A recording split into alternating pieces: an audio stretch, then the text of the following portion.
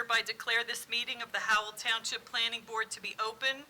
Adequate notice having been given pursuant to the New Jersey Open Public Meeting Act in the following manner. First, on January 8th, 2026, a copy of said notice was emailed to the Asbury Park Press and the Star Ledger and also posted on the Township website. On January 8th, 2026, a copy of said notice was hand-delivered to the clerk of the Township of Howell. Third, on January 8th, 2026, a notice was posted in the office of the Planning Board and on the bulletin board in the Howell Township Municipal Building, 4567 Route 9, Howell Township, New Jersey. In accordance with the Fire Prevention Code and your safety, please be advised that this facility is designed with 2 emergency exits which are at the front and rear of the meeting room. Furthermore, smoking is not permitted in the municipal building. Please take note that this meeting is being videotaped for possible future broadcast on Howell Township TV 77. Thank you. Roll call. Mr. Beto? Here. Mr. Friedman? Here. Mr. Gimbel? Here. Mr. Greenfield? I have none heard from. Mr. Carbonic? Here. Mr. McNicholas? Here. Mr. Mercer? Here. Councilman Rebel? Here. Mr. Wetko? Here. Ms. Kerr was excused, and Chairman Husser was excused. So Vice Chairman Mercer will take over the meeting. You have a quorum. Let's stand for the Pledge of Allegiance, followed by a moment of silence for the men and women overseas, here and abroad. I pledge allegiance to the flag of the United States of America and to the republic for which it stands, one nation, under God, indivisible, with liberty and justice for all.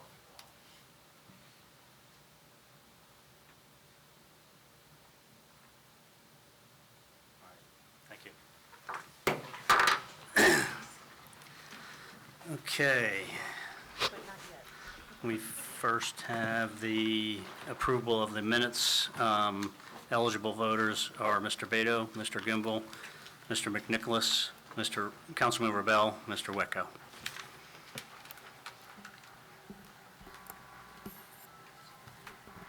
Approval of minutes. Motion? Motion. Okay. Yes. Second? that. Okay. I have a motion by Mr. Beto. Yeah, and second by Mr. McNicholas. Thank you. Mr. Beto? Yes. Mr. Gimbel? Yes. Mr. McNicholas? Yes. Councilman Rebel? Yes. And Mr. Wetko? Yes. Motion carries. Minutes are approved. Thank you. Any correspondence? I have no correspondence this evening. Okay, go right into resolutions. Case number SD 3028, Bill and Pamela Hill, resolution granting submission waivers. Eligible voters are Mr. Beto, Mr. Gimbel, Mr. McNicholas, Councilman Rebel, and Mr. Wetko.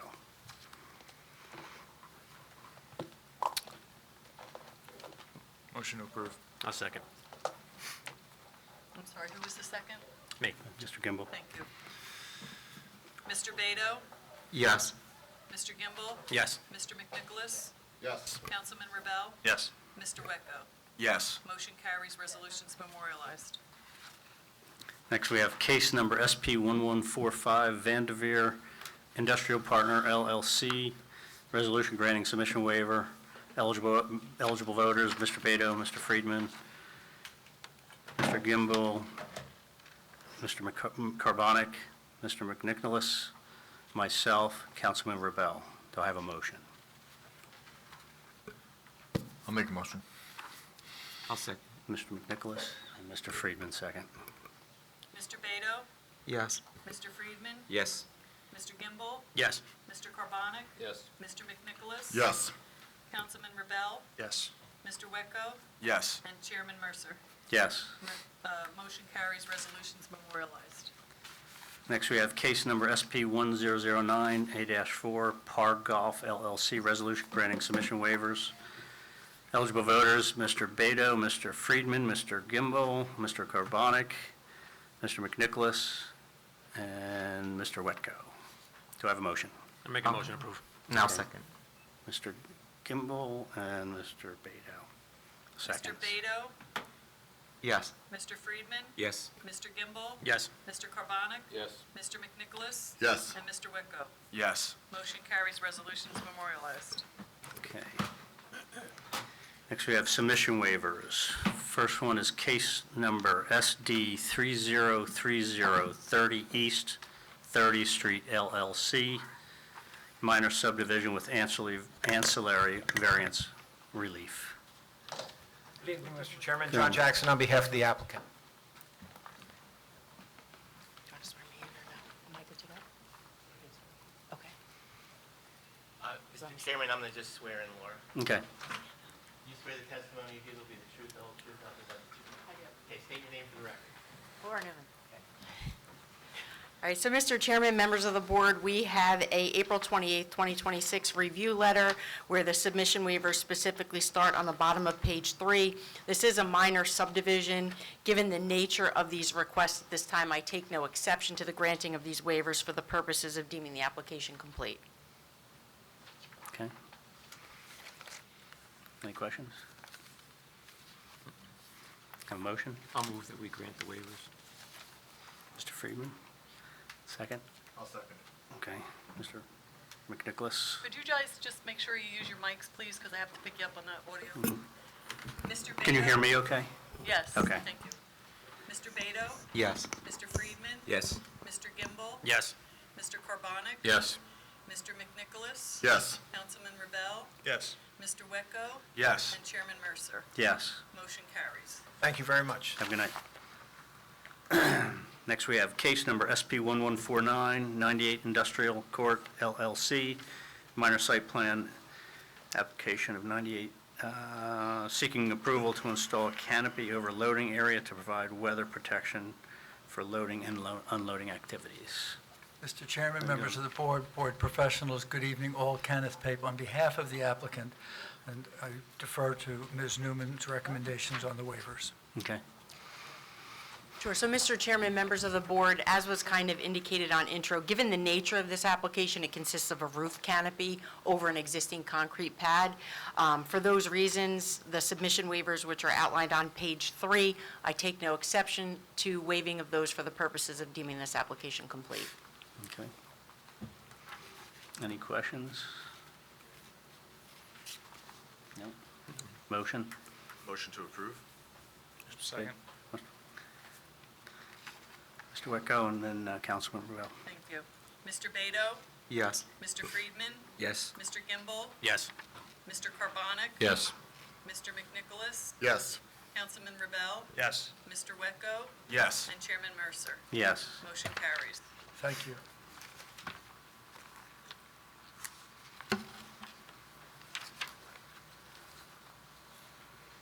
And then we have case number SP 1150, Route 9 Howell LLC, preliminary and final major site plan, applicant owner is seeking approval for mixed-use residential development consisting of 152 units. Go ahead. Evening, Chairman and members of the board. Vincent Scordato, Cleary G. Cobiel, Fury Jacobs, here on behalf of the applicant. So, Mr. Chairman, members of the board, the submission waivers specifically start on page 4 of our review letter. This project, there's one item in particular I just want to note, Woodlands Management. I ordinarily would not recommend waiving that, but this is an affordable housing project where the ordinance does allow for that portion to be waived specifically as it relates to replacement. However, as it relates to item 60, the 2,000-foot downstream drainage analysis, I do recommend that that item be provided, but I support the waiving of the balance of the items, but the application would remain incomplete until we have that other item. Agreed? Agreed. Okay. Any questions? Motion to approve? I'll make a motion to approve. Mr. Carbonic, and second? I'll second. Okay, Mr. Beto. Mr. Beto? Yes. Mr. Friedman? Yes. Mr. Gimbel? Yes. Mr. Carbonic? Yes. Mr. McNicholas? Yes. Councilman Rebel? Yes. Mr. Wecko? Yes. And Chairman Mercer. Yes. Motion carries. Thank you, everyone. Thank you. Have a good night.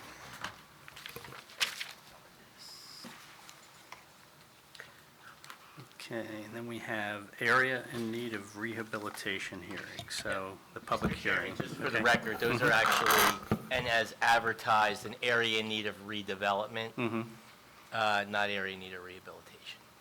Just so, and the reports reflect that, as does the notice.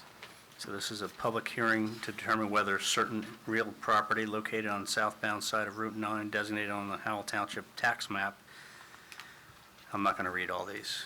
There's no way. There's two reports, Mr. Chair. There's one for the southbound side, which is an amendment, and then there's one for the northbound side of Route 9. Right. So we're going to do them separately because you have to vote on them independently.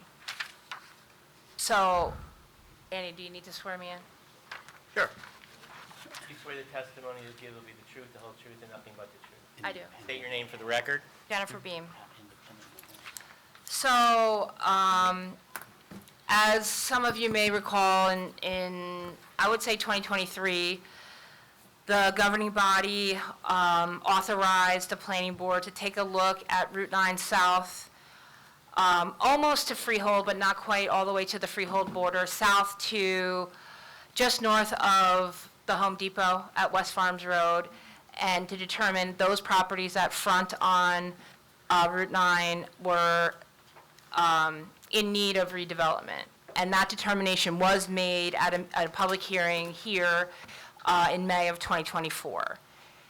Since then, there have been additional lots between basically the southern boundary of that area and Home Depot that were, at the time that this process was taking place, were the subject of a current zoning board application, so therefore were not included in the analysis. And so this amendment includes those lots which have been identified within the document that is. Jen, I think we should read those in the record. Okay, well, I'm trying to get to them. Yeah, yep, Give me a minute. yep.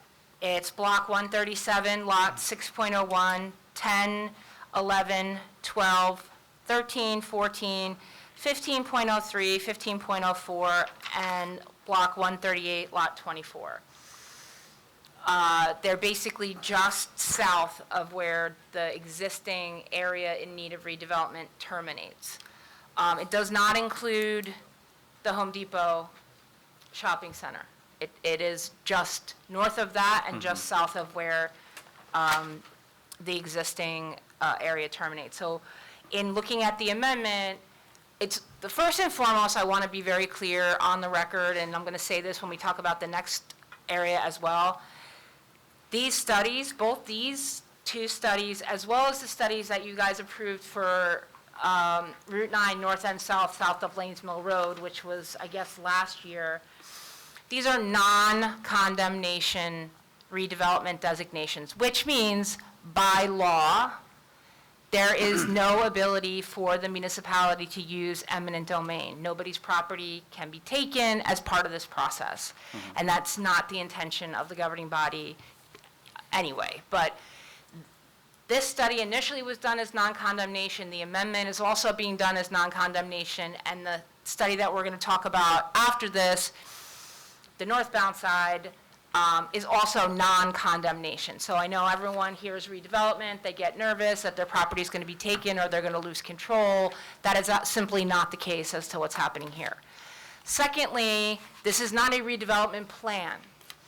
This is not the zoning or what we're proposing to take place there. This is simply, does the site meet the criteria under the redevelopment housing law as being in need of redevelopment? It's also important to note, because these are lengthy corridors along Route 9, not every single property on itself needs to meet the criteria, but if inclusion allows for the continuity of the corridor, it is allowed to be included. And we have done that on all of the redevelopment designations that we've done thus far.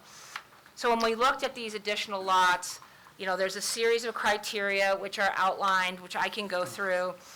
They are A through H, and they range from substandard and unsafe buildings, discontinuance of use of buildings, land that's owned by the township, areas which are dilapidated, a growing lack of, it's basically underutilization, a growing lack of utilization of the property, anything that's been destroyed by fire or any kind of natural disaster, if it was an urban enterprise zone, which of course we are not. And then criteria H is smart growth, if it would lend itself to smart growth development. So those are generally the criteria that we looked at, and when we looked at those additional lots on the southbound side of Route 9, we found that those lots meet the criteria under criteria D, which is by reason of dilapidation, obsolescence, faulty arrangement, lack of sanitary facilities, or other factors that it generally lends itself to the underutilization of this property. And under that criteria, along with the balance of the corridor, which includes criteria A in certain circumstances. I love being micromanaged. It's like my favorite thing ever. Can you just let me get through it before you micromanage it? Okay. The balance of the area, which is not, no properties other than these are being added or subtracted, but we have those that meet criteria A, substandard buildings, and, these are, as you get farther north in the town, you can see some of the sites, like the old Army-Navy site and those sites that are, underutilized. We also have criteria B, which some of those buildings are not in decent repair. There are those that meet criteria C, given that they're owned by the county or the town. Obviously, criteria D, which these lots fall into, and then overall, the whole corridor falls under the category of criteria H, which would be smart growth in terms of looking into the fact that it's a state highway with, transportation, both locally and to New York, and that the redevelopment of the corridor is long overdue and would lend itself to smart growth. So given those factors and the fact that the balance of this area has already met the criteria, I would respectfully request that the board find that the additional lots meet the statutory criteria to be deemed in need of redevelopment and be included within that overall area. So to be clear, the lots that you stated, there's other lots on here, They right? were, yes. That Right. you And guys that- already approved, so this is just an Okay, extension okay. of that. This is Okay. just an expansion of the Gotcha, area that you guys okay. already approved. Okay. That's why I wasn't going to read all those, so I No didn't. problem. Well, Jen, they're also, I think the way it's listed is because of the northbound. Yeah, And the north, right, okay. the notice includes both Right. the southbound and the Right. northbound side, which is why there's so Right. many But- additional lots. Mm-hmm, This just focuses on the addition to this area. gotcha. What's the benefit of this designation? So what will ultimately happen is that a redevelopment plan will be prepared. There is one currently in effect for those properties that you guys designated in 2024, which would allow for mixed-use development, which currently is not permitted in the HD1 zone. Any zoning that comes out of this redevelopment initiative is going to be done as an overlay. The existing redevelopment plan, is an overlay, which means the underlying zoning doesn't go away, the HD1 criteria stays in place, all the uses, bulk standards, et cetera. However, this is an additional opportunity if they wanted to do mixed use in something that was not originally permitted within the HD1 zone, they have additional opportunities. In addition, specifically along this corridor, a lot of these lots that have remained kind of stagnant over the years is a result of the fact that they are in New Jersey American Water Sewer Service area. And the infrastructure from New Jersey American Water is in Fort Plains Road. It doesn't run down Route 9. And not all the lots go all the way through from Route 9 to Fort Plains Road, so they don't have access to the sewer. Through redevelopment, agreements and negotiations can be made through redevelopment agreements and what have you to have, maybe one entity that does go all the way to 3 to 4 planes, bring sewer sized appropriately for more than just their use. And there's incentivized opportunities to provide that to some of the other lots along the corridor, which would enable them to actually redevelop, as opposed to the little homes that you see there now that are kind of in disrepair, some of the And buildings. they're condemned, aren't they? So the bungalows were condemned, but Right. some of the small, like, houses that are just south of, like, where the Kentucky Fried Chicken was, Right. those are still there. Yeah. And they're occupied. Some of them are Yeah. occupied, not all of them, but yes. Yeah, and the Kentucky Fried is on that list as well. That's empty as well, yeah, that's in the existing already designated area, Right. so that was already identified. Yeah, I have a few questions, Jen. What has changed between now and the fall 2025 when we did the last redevelopment plan? Specifically, why weren't these properties included at that time? Like, why are they now being lumped in? Like, what changed in the last, 7, 8 months? So it wasn't 7, 8 months, this was done in 2023 and 2024. When we approved the plan was in The plan was later, but you can't approve a plan for lots that were not included in the designated area.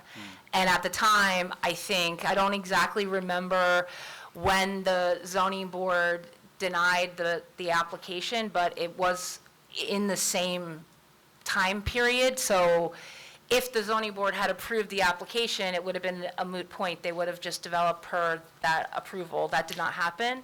And that's why it wasn't included, it couldn't be included in the plan because it's not in the area. So the area would have had to been amended, which is what we're doing now, and then a plan has to be amended after this step to include the redevelopment plan and the zoning criteria. They were before the zoning board throughout the entirety of the designation process and then beyond that. So the timing is consistent between when the redevelopment plan for the designated area was done and the zoning board finally denied the application. So just to summarize, those properties were currently going through zoning with some other applications Yes. at the time, which is why they weren't included until now after the zoning applications went away? Correct. Gotcha. I do remember there was a application when they wanted to run a sewer line across Route 9. I don't know whatever happened to that one either. So right now, there is sewer Route 9 North, so the properties on the northbound side They have. wanted to cross over. The problem is that they're not in the franchise area, and New Jersey American Water wouldn't release do the properties unless they were given comparable number of properties to take back into that area, which Right. never materialized. Never happened. Okay. Has there been any plans or applications with prospective development opportunities for these properties to the township?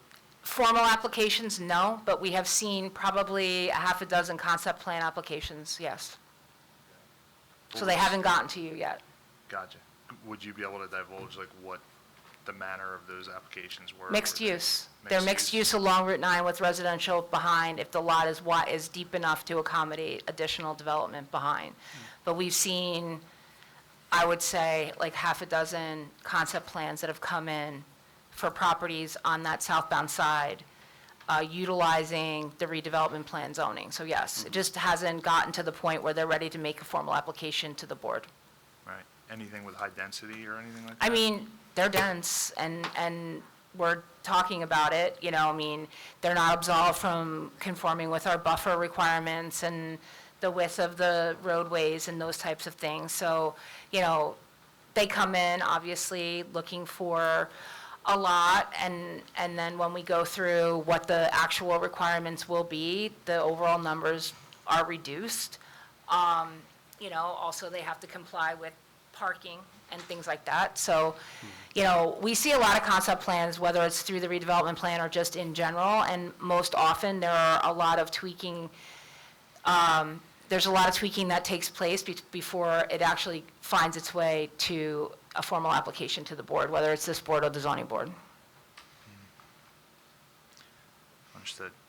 And last question, I guess my main concern is how does approving the area in need of redevelopment for investigation report affect our ability to control zoning overlays for those properties? So then a redevelopment plan has to be prepared. Right. And that's it's what- introduced by you at the governing body. Right. So it's developed by the governing body. And so you get to set the standards. You get to set the density, the height, the coverage, the bulk standards, all of those things. That falls onto you as the governing body. It will come to this board for consistency like any ordinance, and then a public hearing back at the governing body. So you would be approving the zoning, the overlay zoning. So there's no chance a developer or the owner could file suit if we, when we're going through that process, are not allowing certain zonings in those zoning overlays before the plan is I mean, completed? anyone can sue you for anything. You can't prevent someone from suing you. You may come back with a redevelopment plan that allows for whatever, and they want something other than that. I'm not gonna say they're not gonna sue you, they might, but redevelopment gives the municipality a lot more control over how something looks, where it's located, how it's laid out, how it fits into the character of the community. You can dictate ownership versus rental, which you cannot do in traditional zoning. You can say this building has to be at this location and has to look this way. You can get that specific in the redevelopment plan. So it provides a lot more control than traditional zoning that says, in this zone, these are the types of things that we allow, and here's the parameters. And you don't really get to shift things. I mean, you can ask, and most people are accommodating, but technically, if they're compliant, you don't really have the right to redesign their project. Here, you can sit there and control exactly what happens. You know, you don't want rentals, you can require them to be for sale. You don't want for sale, you can require them to be rentals. You can require the facade of the building to, And Councilman, if I could just add, under the redevelopment law, the township then, the redevelopment plan usually states that you have to enter into a redevelopment agreement with the property owner developer. So that's the other control you would have, the township would have through redevelopment that you wouldn't have under traditional zoning. So the points that Jen is making are usually then negotiated in a redevelopment agreement that comes after or with a redevelopment plan, depending. Okay, yeah. and in there also, you can set timeframes as well. So if you don't want things to sit half-done, there can be specific timeframes and milestones that you can set in that redevelopment agreement that would control not just what the developments look like, but how it proceeds through the process. And if they don't comply, then it's an enforcement process, Correct. correct? How would this differ from doing, say, a full master plan update? Has nothing to do with the master plan. This is a totally separate set of laws. New Jersey redevelopment and housing law is here, the MLUL is here, they are not the same. So you have specific, in a master plan, which basically just recommends that we zone certain properties, certain things. So we have zoning, right? So within the HD1, there's a litany of uses that are permitted, and then the bulk standards are here.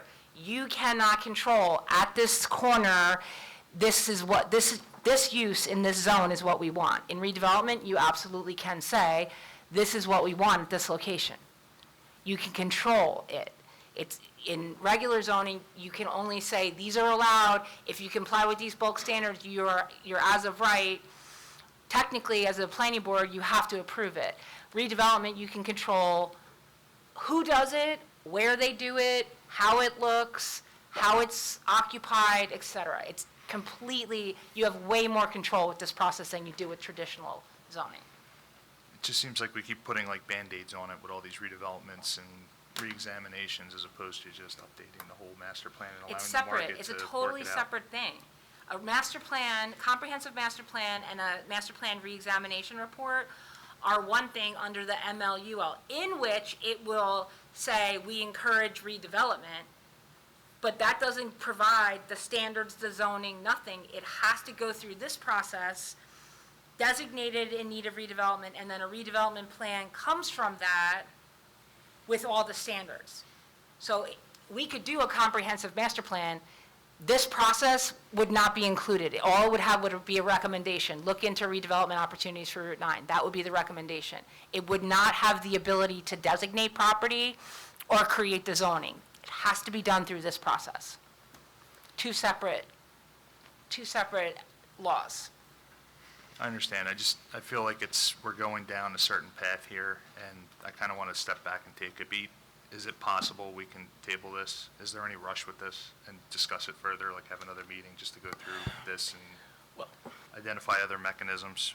Because we didn't really do that. We just kind of said, hey, let's consider redevelopment, lump it into a redevelopment with the previous properties on I Route mean, 9. we're We just- didn't look at other, We're just following the resolution that you and the mayor and council authorized us to do. So we got a resolution from you authorizing us to do this, so that's why we did it. So if you, as a governing body, I mean, I don't know, Andy, like, we can, so Yeah. there's some of this discussion, which I wouldn't want to discuss in public, but there are, there's the southbound, the amended southbound and the northbound.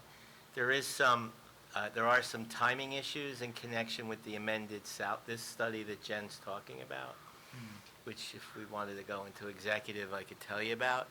But I don't think there are any timing issues with the northbound one, as Okay. far as I know.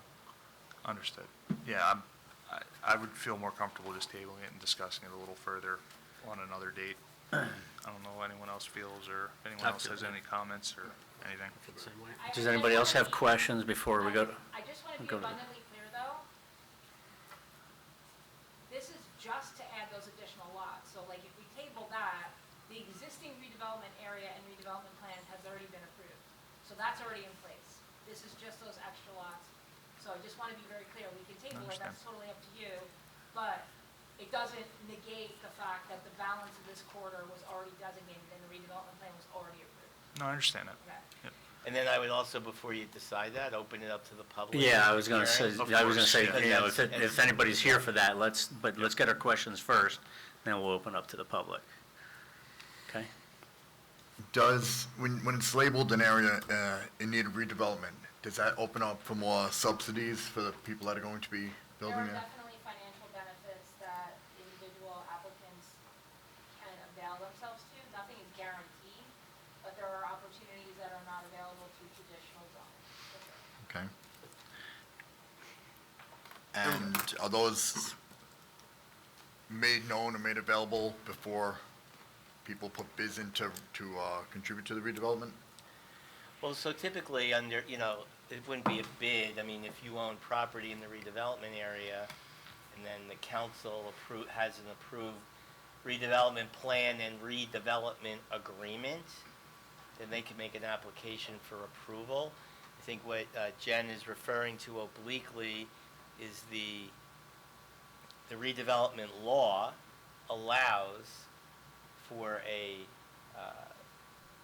pilot, payment in lieu of, theoretically, it allows for it under law. The governing body doesn't have to provide it. It's just something that would be available under law, and it's not in the redevelopment plan itself. It would just be in connection with a particular application or individual through the application, redevelopment agreement process, where that, if at all, that would be discussed. And based on just whatever evidence and stuff is provided during this public hearing, what we're voting on is just whether or not these, like, lots and blocks meet that criteria Or will be added. for the redevelopment and housing law, right? Yes, Okay. the redevelopment plan will be a separate initiative at a separate time. And that's on the council or the governing body to, Well, that would get referred here too, We eventually. get come here for consistency. Yeah, thank you. well, it could start here too. Yeah, that definitely. Yeah, I know. Jen, you said some of these lots are owned by public entities, like the township or the county. So what's the implication of the redevelopment designation for like those properties? Nothing. Like, all this is an entire corridor, so there are definitely slivers of land. It's one lot, in the whole corridor, which is actually not in the new amendment, it's in the area that was already designated, and I think it's owned by the county. It's like just a little piece of it. Okay. It doesn't really, I mean, if the county were to ever sell it, then obviously the owner would have the benefit of a redevelopment designation. Otherwise, like, there's nothing that forces them to do anything. Okay. So there's no downside for adopting this? No.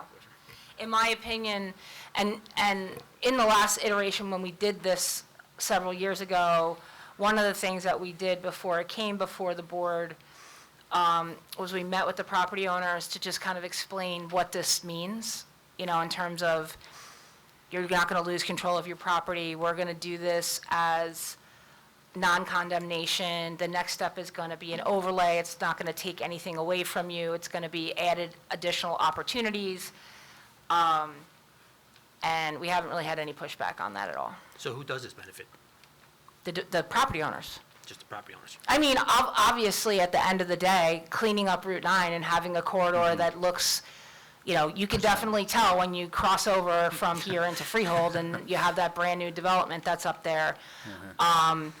So ultimately, it would benefit, you know, in terms of increasing the tax base and whatnot along the Route 9 corridor, but, you know, it's a benefit to the property owners, but it's also ultimately going to be a benefit to the town if the corridor gets kind of a little bit of love.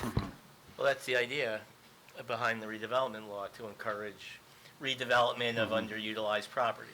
So that's why the legislature, in part, adopted the statute.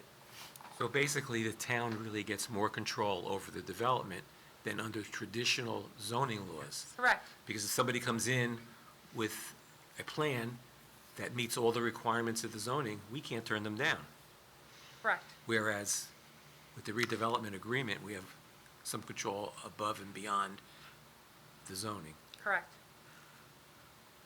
So I see a note here about study, referred to as study area. What area is that? Is that these, So the this area? existing study area goes from like the florist all the way south just to north of these lots, right? And then this is amending the area to include these additional Okay. lots.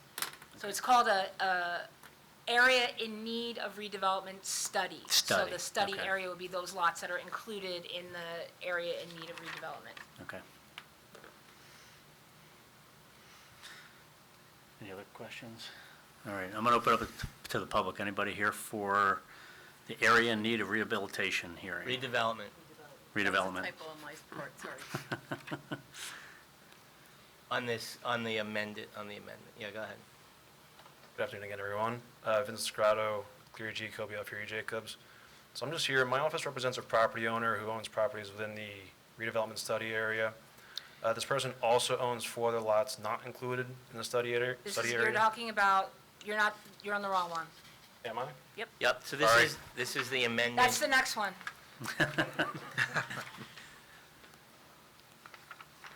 That's the northbound side. Anybody for the redevelopment? On the southbound side of 9 Southbound for the side. Have to come lots. up.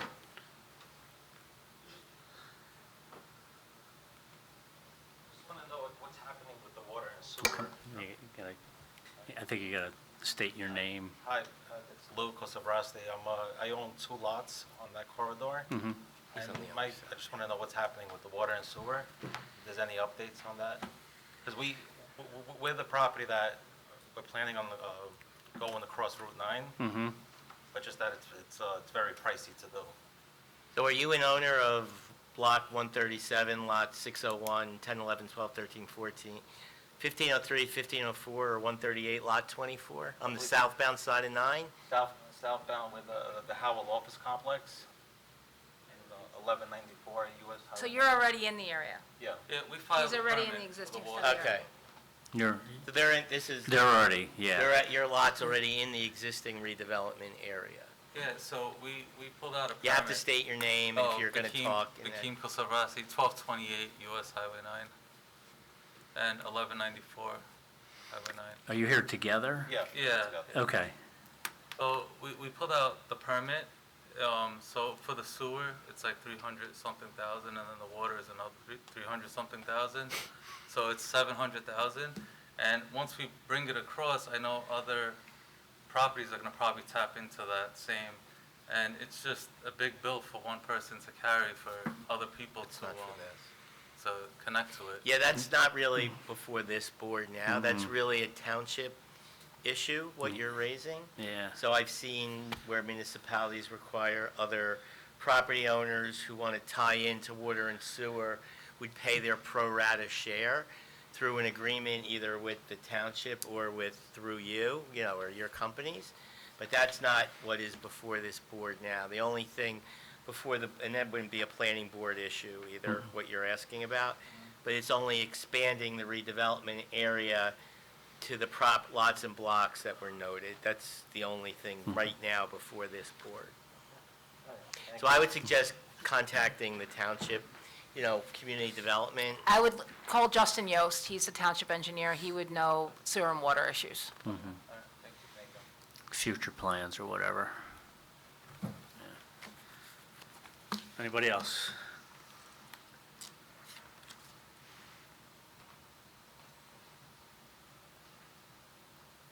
Good evening, Mr. Chairman and members of the board. Again, Kenneth Pape on behalf of the owners of Lot 6.01. This is the large property that is behind most of the properties on the Route 9 corridor. This is the property that was before the zoning board for 2 years, and for the reason that it was not included in your original redevelopment plan was to allow the application at the zoning board to play out to a conclusion. While that was before the zoning board, the redevelopment area went before the governing body and was created, and this lot was left off. Our clients own and control most of the small properties that are along Route 9 in front of it. And as was mentioned earlier, connection to Fort Plains requires access to the properties that are behind all those small lots.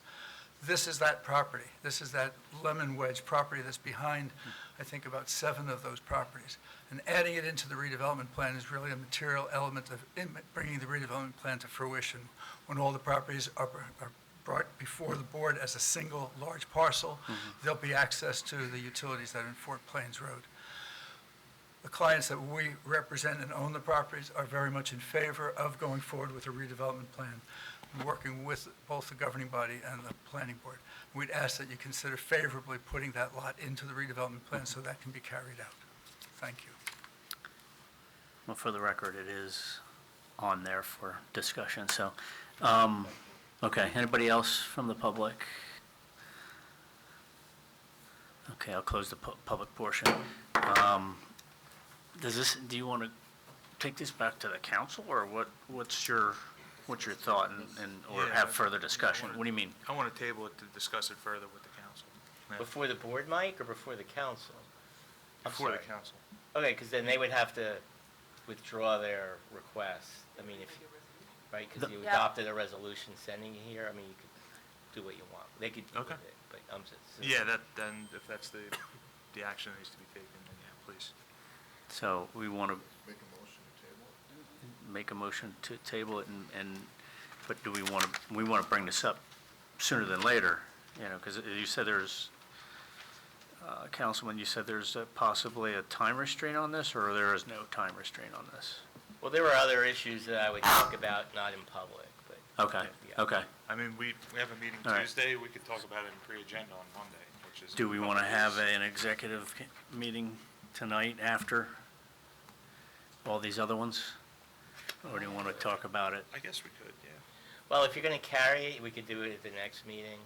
I would just say, if you're going to table it, we'll make sure that, because we had to notice this Yeah, under the we have to redevelopment put- law, and on the, which was done properly, and we would have to, anyone here for What's our- action tonight, to come to whenever the next date is you're going to take. Eileen, what's our July? July 16th. Put it on for that, so we make a public notice to, We'll be able to get through it by then. okay. Do we need to make a motion to Yeah, do that? Okay. To table it to that date. Okay. Councilman Go ahead. Rebel, do you think it would be wise then to table the northbound side as Yeah. well? So we might as well table So we're both not of them gonna- and carry both of them to the same date, and then Correct. we have a pretty And then go hefty f- agenda after this, so Yeah, we for could the move same on. thought process. Right. Both of them. Do we have to make a motion? Well, since Jen only talked about the one, I would do that separately.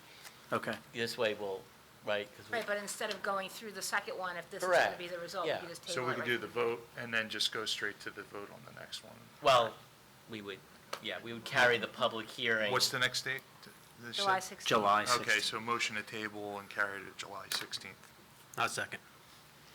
I'm sorry, who was the second? Mr. Mr. Beto? No. Mr. Friedman? No. No, meaning you don't want to table it? Right. Okay. Mr. Gimbel? Yes to table. Mr. Carbonic? Yes. Mr. McNicholas? Yes. Councilman Rebel?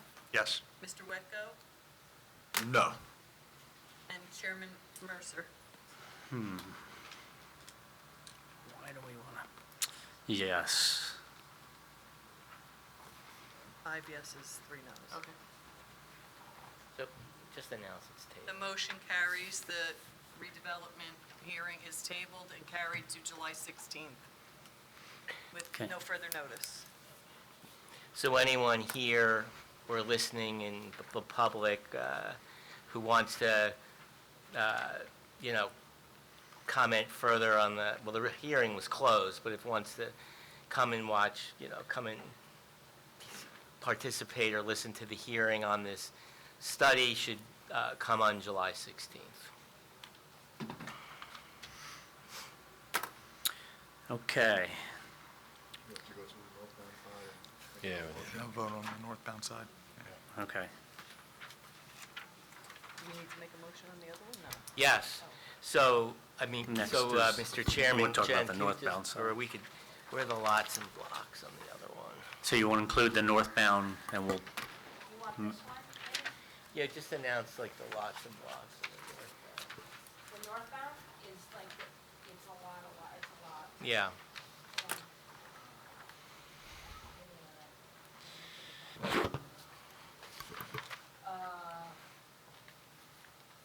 The northbound. The second area that we were charged with looking at is Route 9 North from White Street, which is basically just north of the Wawa, all the way to the Freehold border. So that includes Block 130, lots 30, 31.01, 35.02, 36, 37, 38, 39, 40, 41.01, 44, 45, 49, 51.01, 51.03.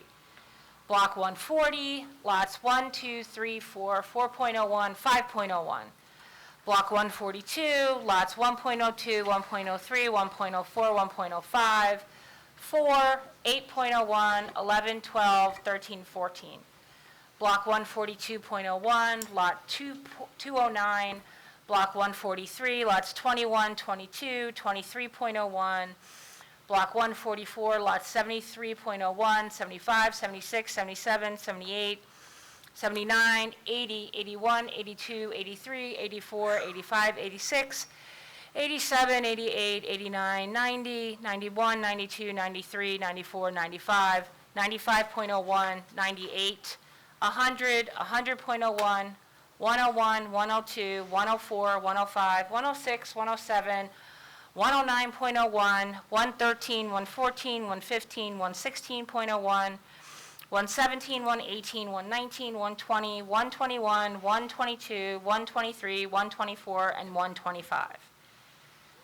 Those are the lots from White Street to Freehold border that front on Route 9. I know that there are at least 2 individuals that have reached out. I spoke with Mr. Alfieri from this gentleman's office earlier in the week, and then we received correspondence from another attorney. That Mr. Bono's communicating. Correct. And those properties, there's additional lots that their client owns or is in common ownership with those lots that front on Route 9.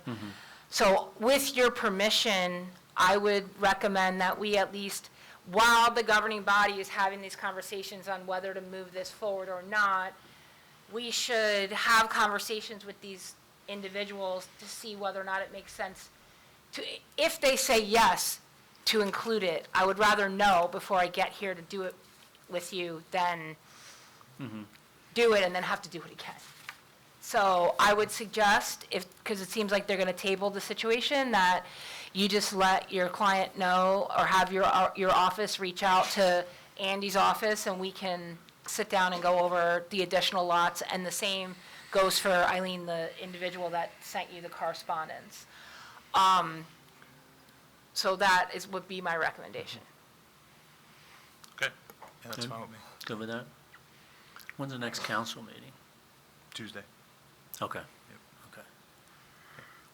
All right, motion? Yeah, motion to table to July 16th. We don't need to open it up to the public, correct? Well, no, but on the 16th, then, we will conduct a hearing on the, if, assuming Right. the status quo We're gonna- remains, then you would conduct a public hearing Right. on July 16th. Okay, Okay? sounds good. Sounds good. But you Okay, still need, you have a motion, you need a second and a vote. I'll second it. okay. That was Mr. McNicholas. Yes, yes. What's this motion for? This is grouped together for the. To carry the This is the very northbound, second one. to to the carry July, the, Second yeah. section. So they're going to talk, the council's going to talk about it, Okay. you know. This is the table, the second section. Right. Table a second. Ready for vote? Yep, go ahead. Mr. Beto? Yes. Mr. Friedman? Yes. Mr. Gimbel? Yes. Mr. Carbonic? Yes. Mr. McNicholas? Yes. Councilman Rebel? Yes. Mr. Wetko? Yes. And Chairman Mercer? Yes. Okay. So you. so if anyone's here for the redevelopments, for the hearing on the redevelopment area designation for the lots and blocks Ms. Beam read into the record from White Street to the freehold border, there'll be a public hearing on July 16th, 2026, unless there's different direction from the council, but no further notice will be required. At 7 o'clock. At 7 PM on July 16th. Thank you. Okay. Next, case number SP 1117, DR Horton, the Enclave, extension of time.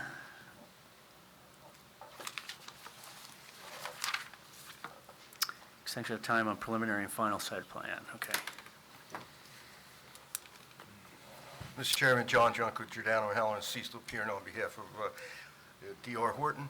Yes. This is a request for extension of approval that was granted on April 4th of 2024.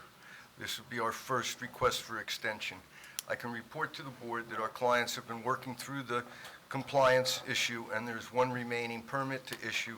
That's the TWA permit, and we anticipate that would be issued by August, or in August of this summer.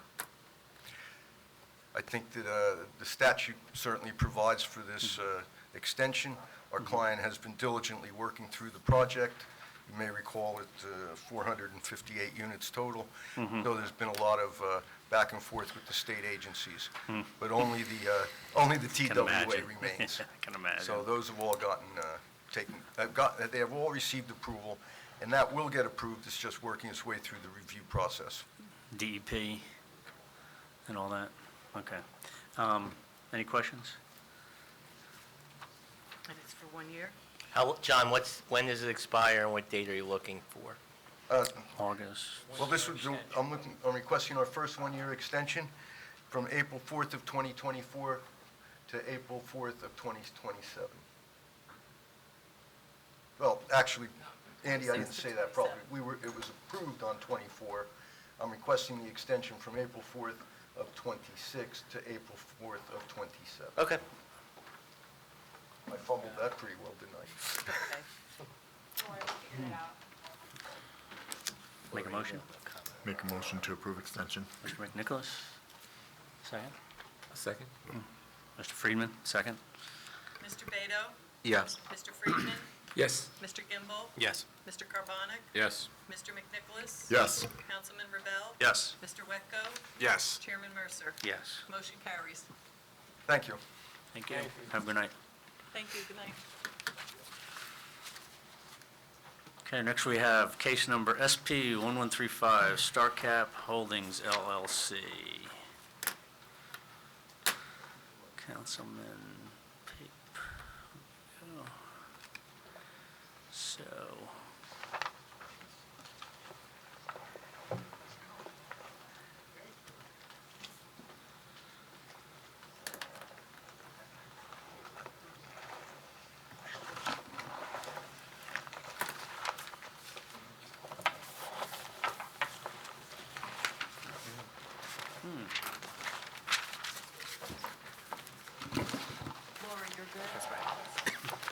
Welcome back. Thank you.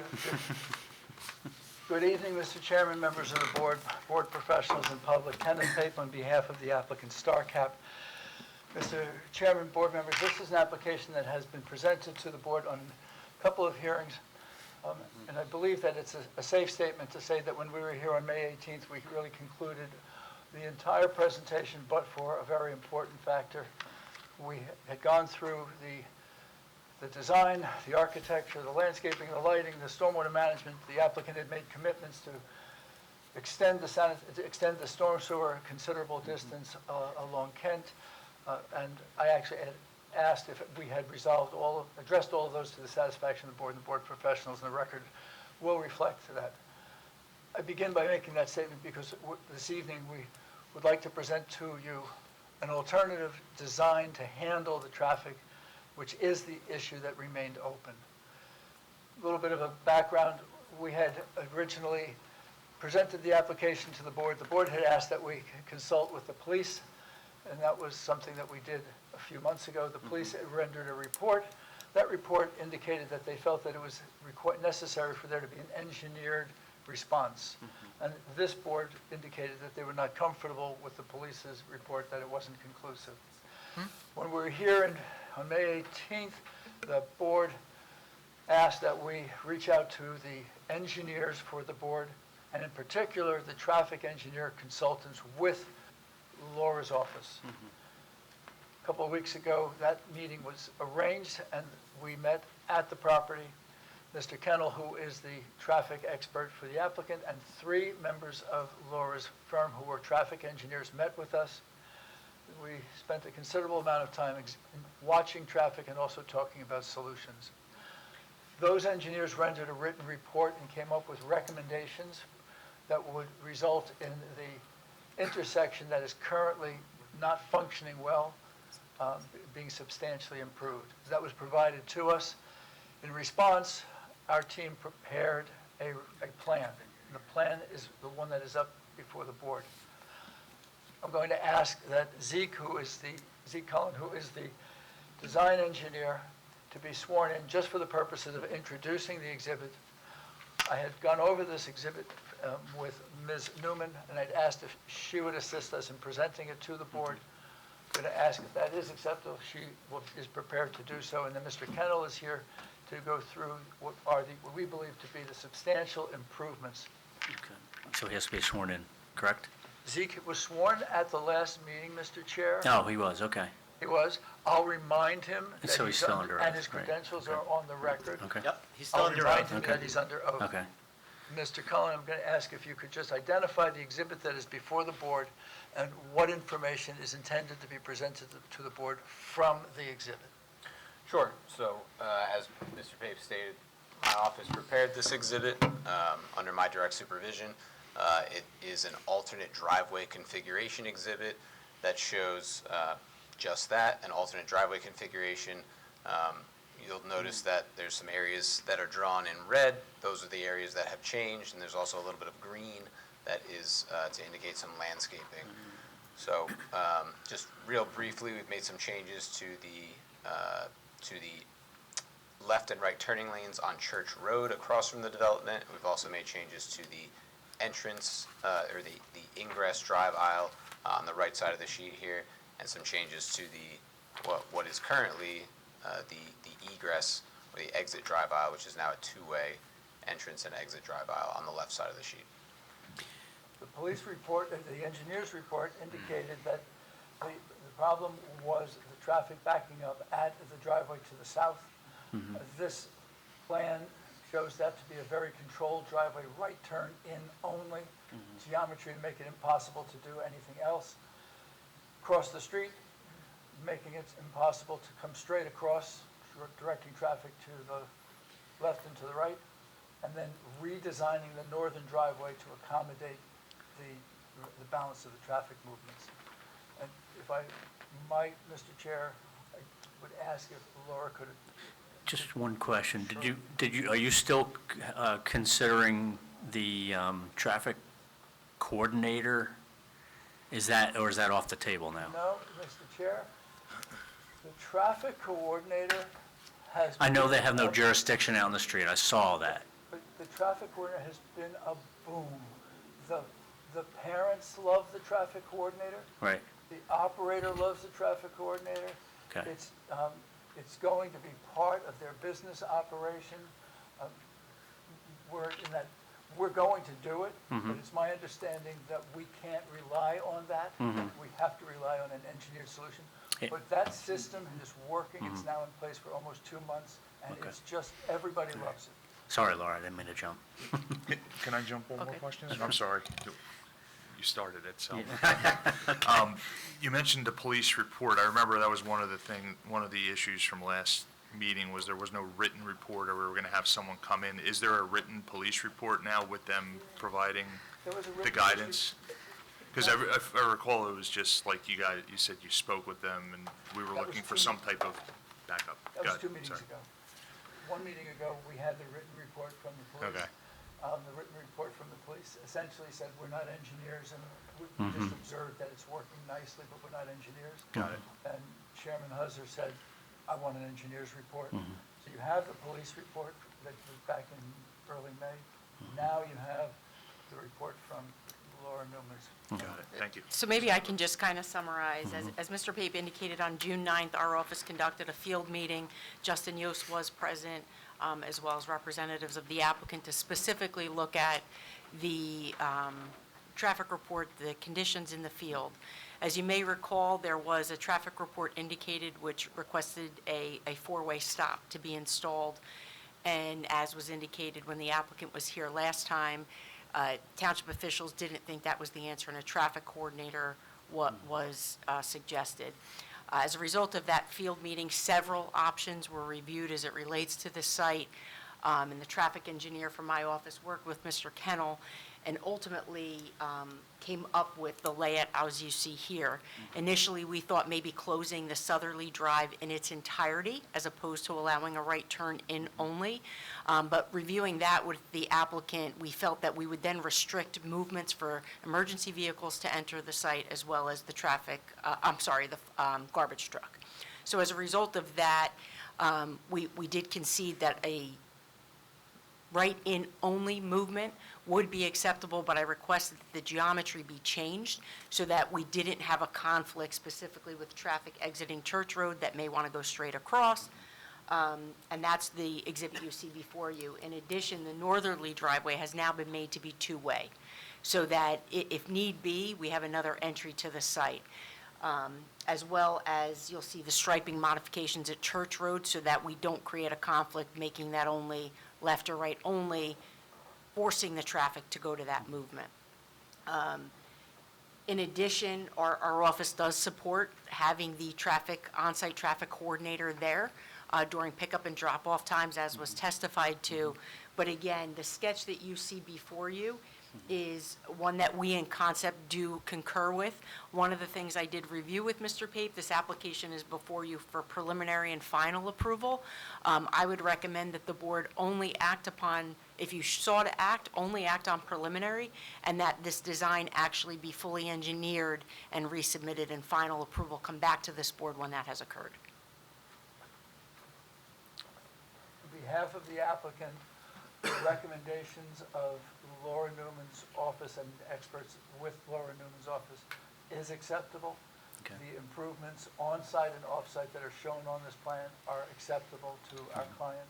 And if this board is comfortable proceeding with the preliminary approval only, we're prepared to do the full engineering of the site before coming back to you. The way, is there, in that intersection, well, I should say that where Church Street comes in, is there enough room to do that right now, or is that going to require? No, as you can see, this is done within the existing pavement. I can zoom in. Is that going to be like an island in there or something? It's just striping. Oh, just So it would okay, just be okay. striping that would force the traffic to make that left turn or the right turn. Yeah, What so we this is don't kinda want to like a rough- have, This is a rough cut right here. that is correct. And what we don't want is someone to essentially tee up and maybe go straight across Kent Road into the site. Yep. That's the movement this is trying to preclude. So that's actually shown with striping. It is shown within the existing pavement limits, so would be no Right, need for left. widening. It would also be signed, as you see, added on the plan. So all in all, better solution? Yes, my office is comfortable with this solution in connection with the on-site traffic coordinator. And it's still staff only in front of the building, staff only parking, so that everyone isn't trying to fight for those. Councilman, I remember one that of was the- something we discussed last time. One of the recommendations was where the staff should park. Parking the staff in the most attractive parking spaces to keep the people moving away from them is part of the recommendation, and we agree to that. And maybe for purposes, we had issued a memo, and I do apologize, it came out late. I know Eileen circulated it yesterday, but ultimately, that was in our conclusions, was that there needed to be restriction of parking spaces nearest to the entrance to be restricted for staff only. Okay. From the applicant's perspective, this is an engineered solution. We're pleased that your engineers find it acceptable. That on-site monitor was an idea that came outside of our clients, but it's just turned out to be terrific. Well, it sounds like it's still on the table, so. Okay. We're not stopping it. Okay. It's going to be part of the operation. Okay, Yeah. all right.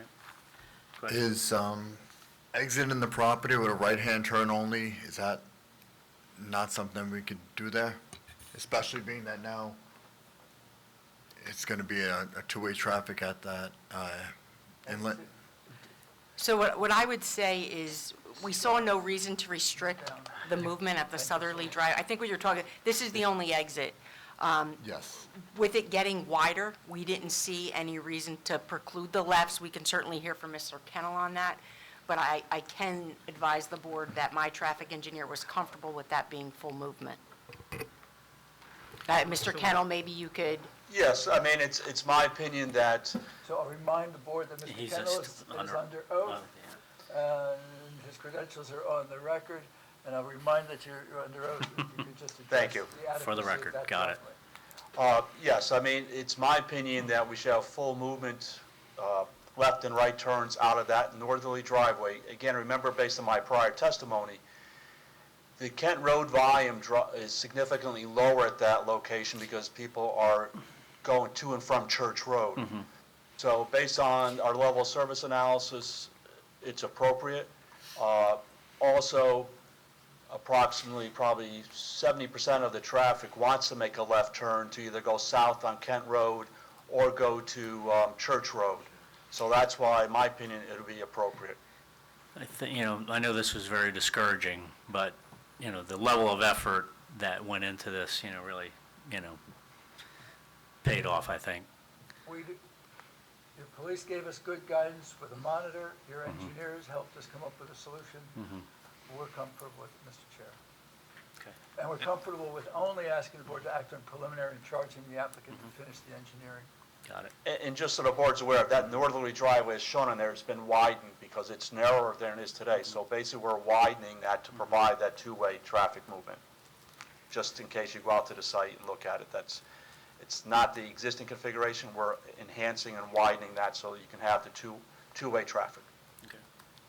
Question, just to get on the record, and I know what the answer is going to be because I know Laura's office already looked at it and okayed it. It's about the geometry, the left turn coming out of here. There isn't a blind curve, horizontal curve, or site triangle issues with people coming around from the Wawa over there? No, my recommendation would be both north and south of the driveway. A lot of the trees that are out there, they should be limbed up. That's what's affecting the canopy is kind of low. So that, in my opinion, and being out there, so that could be part of this, is that we would work with Sherry as far as how we could trim those trees along the frontage to enhance the sight lines. what I would say, Mr. Kennel, is prior to returning for final, I would like that detail to be worked out, the sight lines shown and ensuring that there's clear sight distance. Take the blind spot out. I have a question regarding circulation. Because of the new geometry on the southern driveway, can you just put that back into the frame, please? Can you get both driveways in frame, actually, if you don't mind? So let's say there's I think this is in the Southern Fire District. If there was a fire here and Southern Fire truck comes down Route 9 South, takes the Kent Road path, coming down south on Kent Road, how is a fire truck getting into this parking lot and getting out of it? So what I would say is that that's one of the things we looked at, which is why the applicant maintained that that southerly drive is critical. And I would recommend, because this hasn't been engineered, that they provide those circulation templates.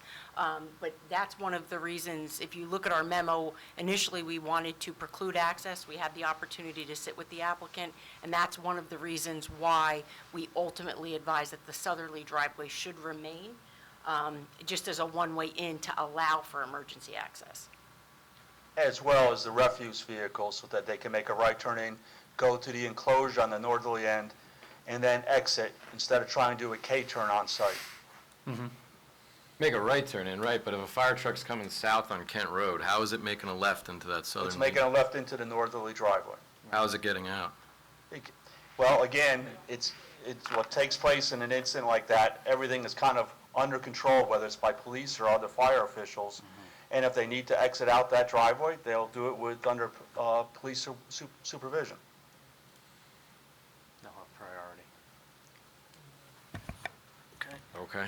So, I mean, it's I'm not having a unusual. hard time physically It's not understanding. unusual, for example, in Manhattan, where fire trucks, if they have to, they'll go down the one-way street the wrong way to get to their, that's not the issue here. The issue is when we want to leave the site, and there's enough officials there to help them navigate and get out of the site, in my opinion.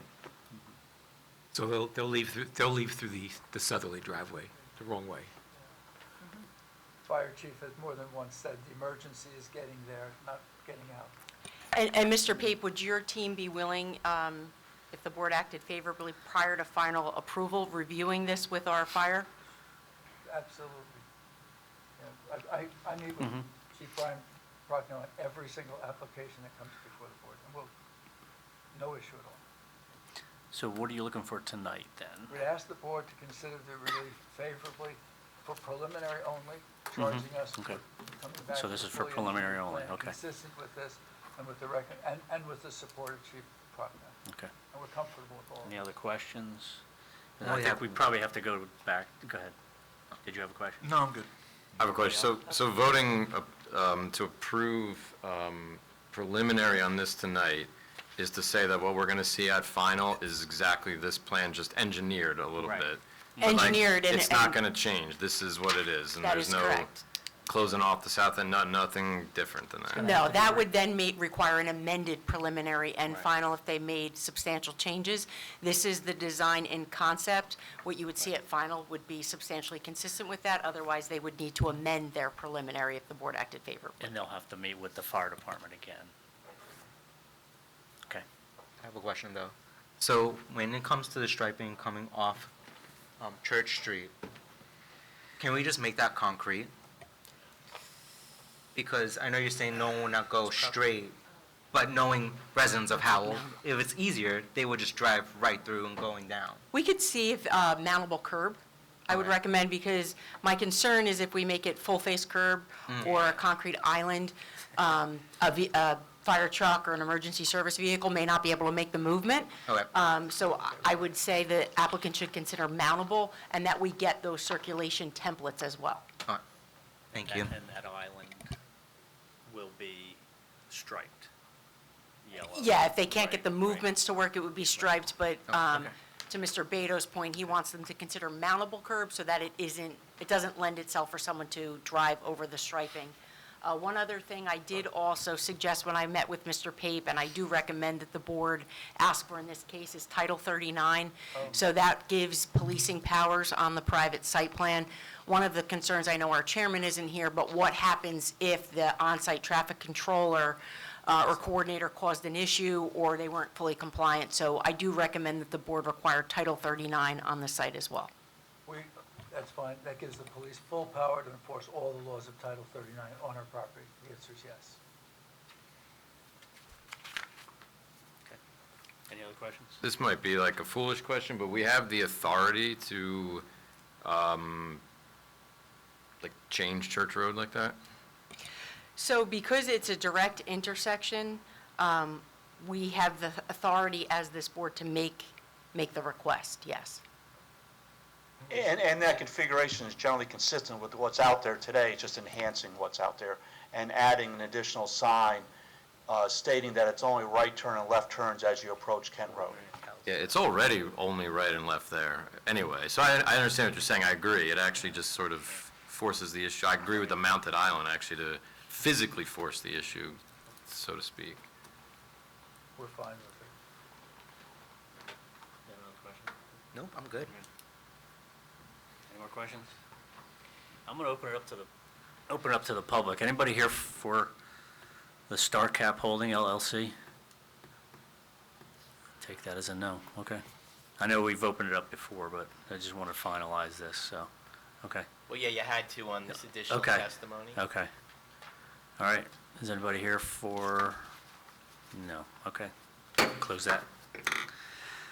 All right, Mr. Chair, You'll just summarize and, all of the commitments that the applicant has made for the prior meetings, all of the improvements on-site and off-site that the applicant has made, and all of the improvements that are shown on this plan to the satisfaction of your engineer and your fire department would be the conditions of our request for preliminary site plan approval this evening.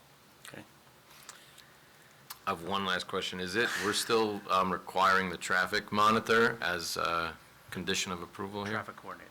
Traffic coordinator. Yes, yes, yes. Yes, Okay. yes.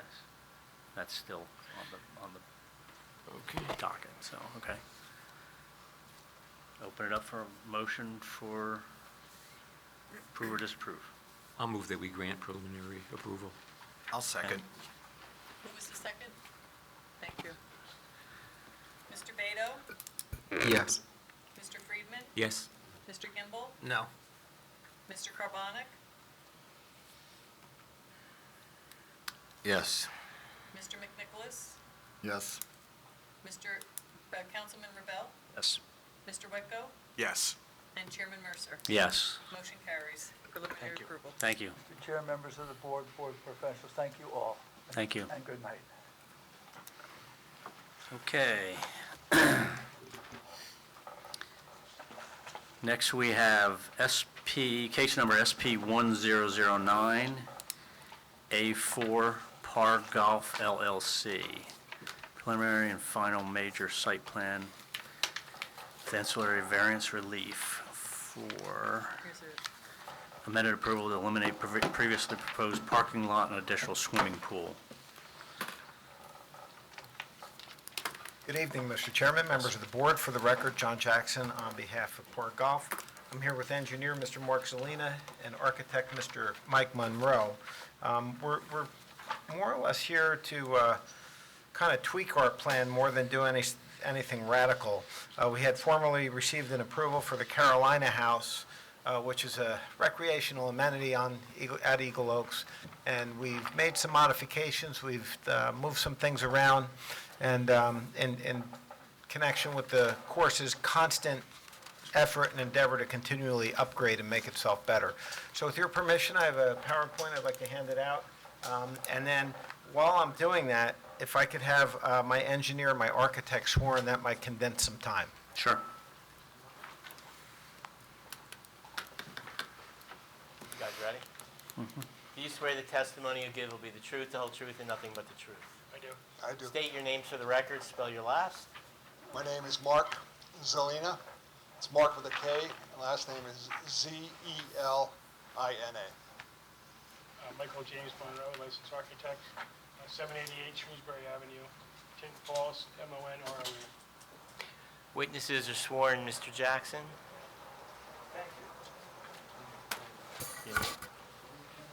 Sure. Can we see a copy of that from the public? Because we weren't able to view it online. The links were down. Sure. This was not online. Yeah, that, and we may not even really, It's going to be up on the screen. so, yeah, it'll be on the screen. Thank you, Aiden.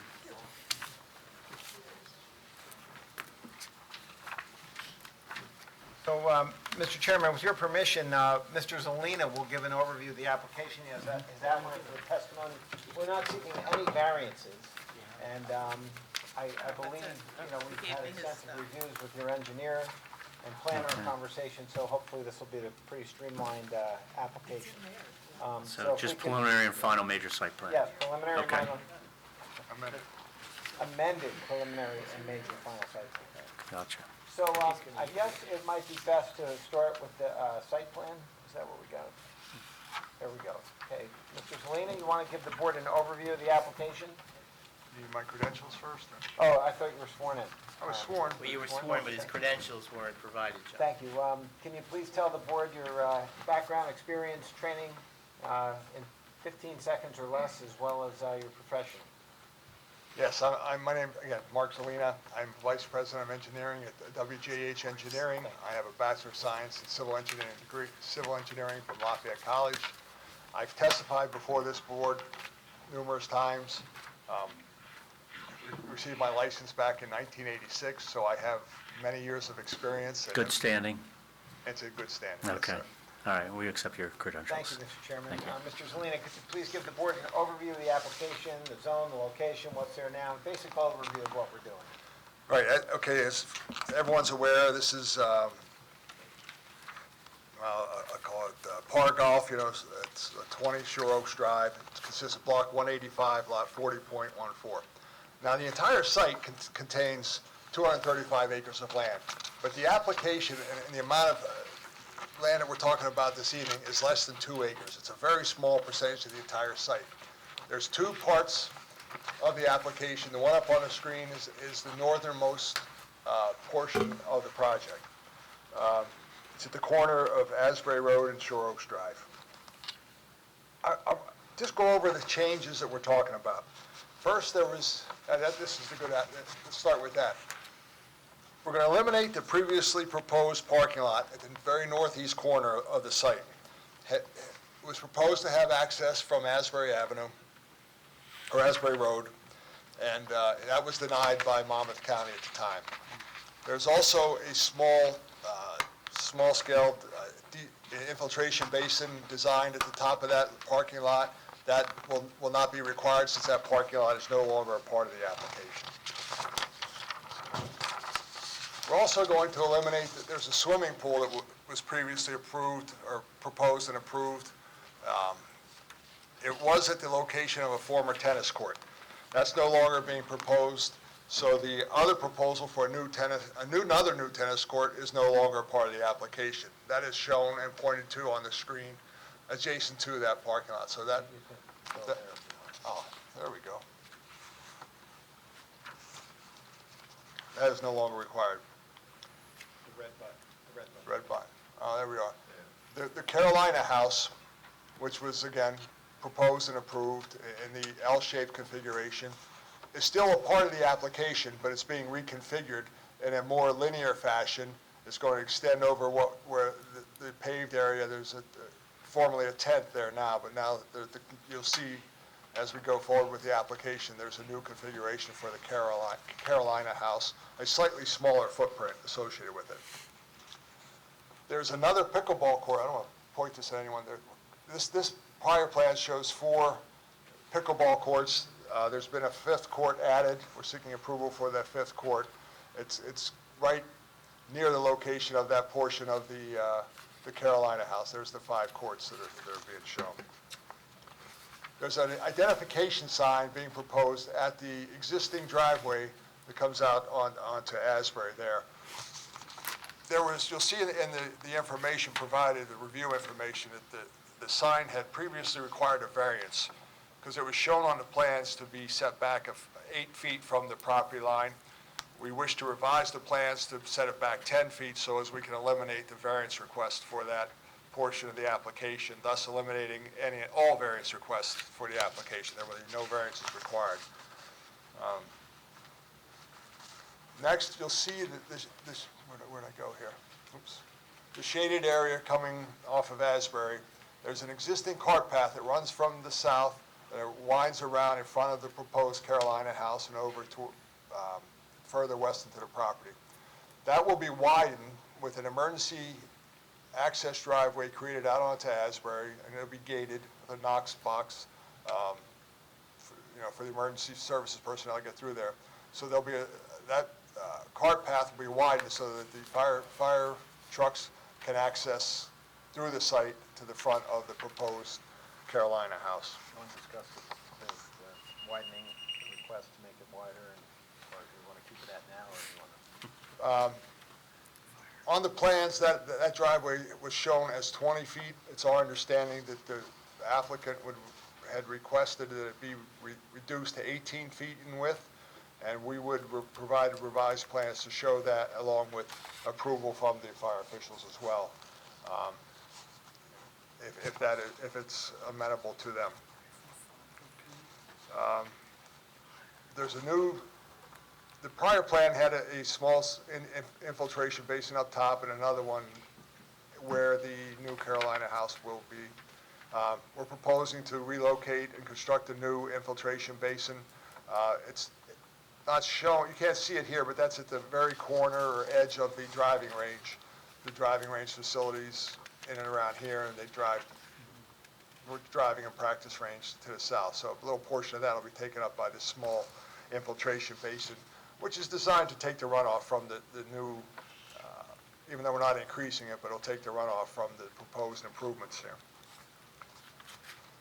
That's the extent of the improvements and the changes to the improvements at this northern portion of the site.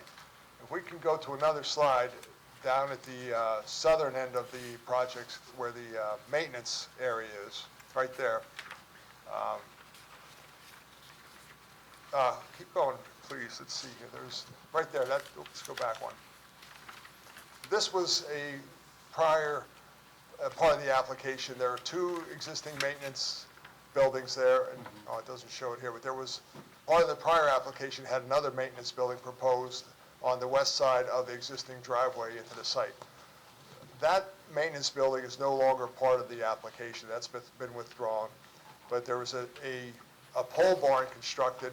It's a kind of an L-shaped pole barn, about 70 feet in width, 80 feet in length, that will serve as a maintenance garage or storage, store equipment under. There's no utilities to it. It's just for the storage of the golf course maintenance vehicles there. So that was not part of the prior application, but it is part of this application currently. Hope that's understanding. It's 4,400 square feet. But then last and final, this is a good slide for it. There was an existing septic system. There's a small residence in this facility, and or in this area. There was a septic system associated with that. Has been abandoned, and then a little pump station and a force main will collect the sewage from one of the maintenance buildings, that house, and run to the north and tie into an existing sewer lateral that ultimately goes out to Shore Oak. What is it, Shore Oak Drive? Apologize.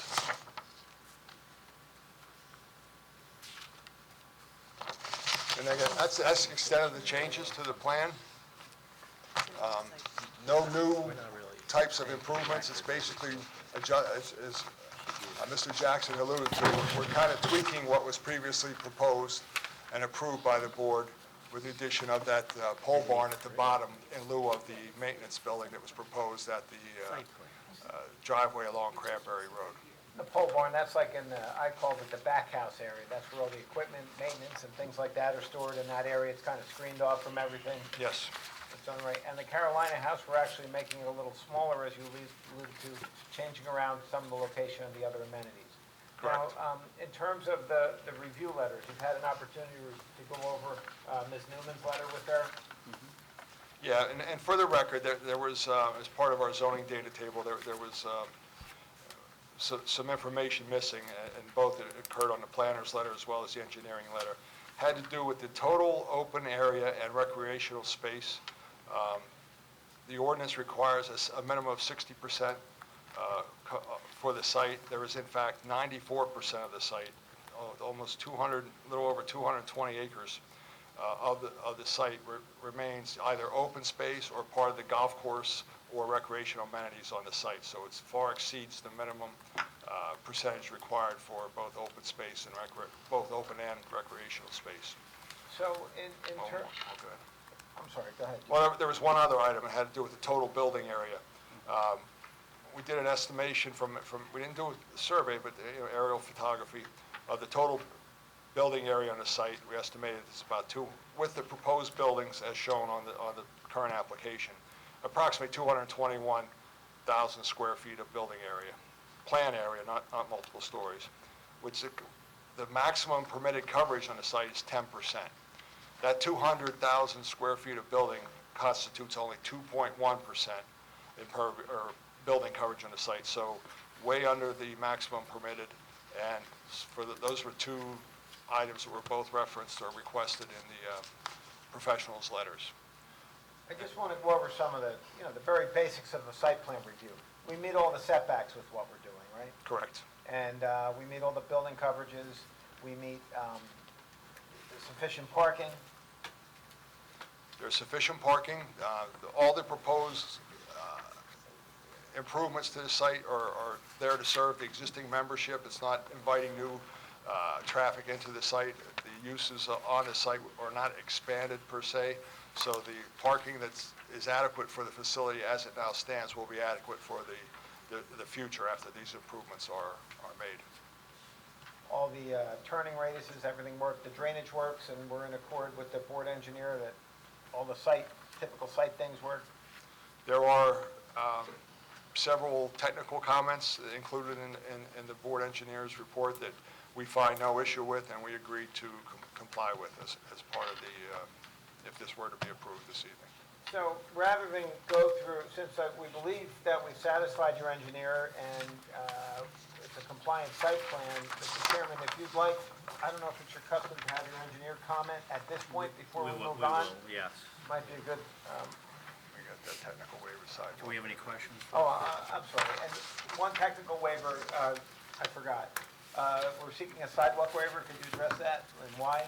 Right, the ordinance requires that all new streets, which are no new streets associated with the application, but all adjoining streets or any street to the front of property, sidewalks be installed on that.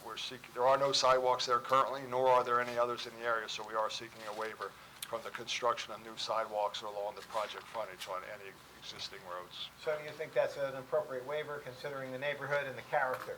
I do, and it was granted previously, and I believe it's It's currently fenced off. reasonable correct? to continue it. And just So in it's- terms of the payment in lieu, we know we'll have to address that with the Okay. council. Right.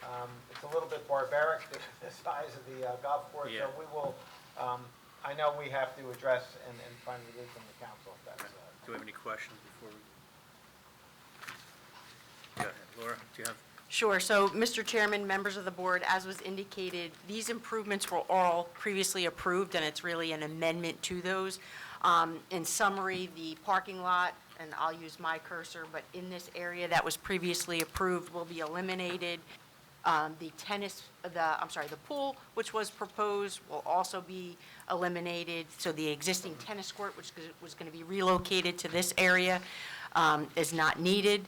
The existing tent area, which is in this particular area, that will be removed to allow for the reconfigured footprint to the Carolina House.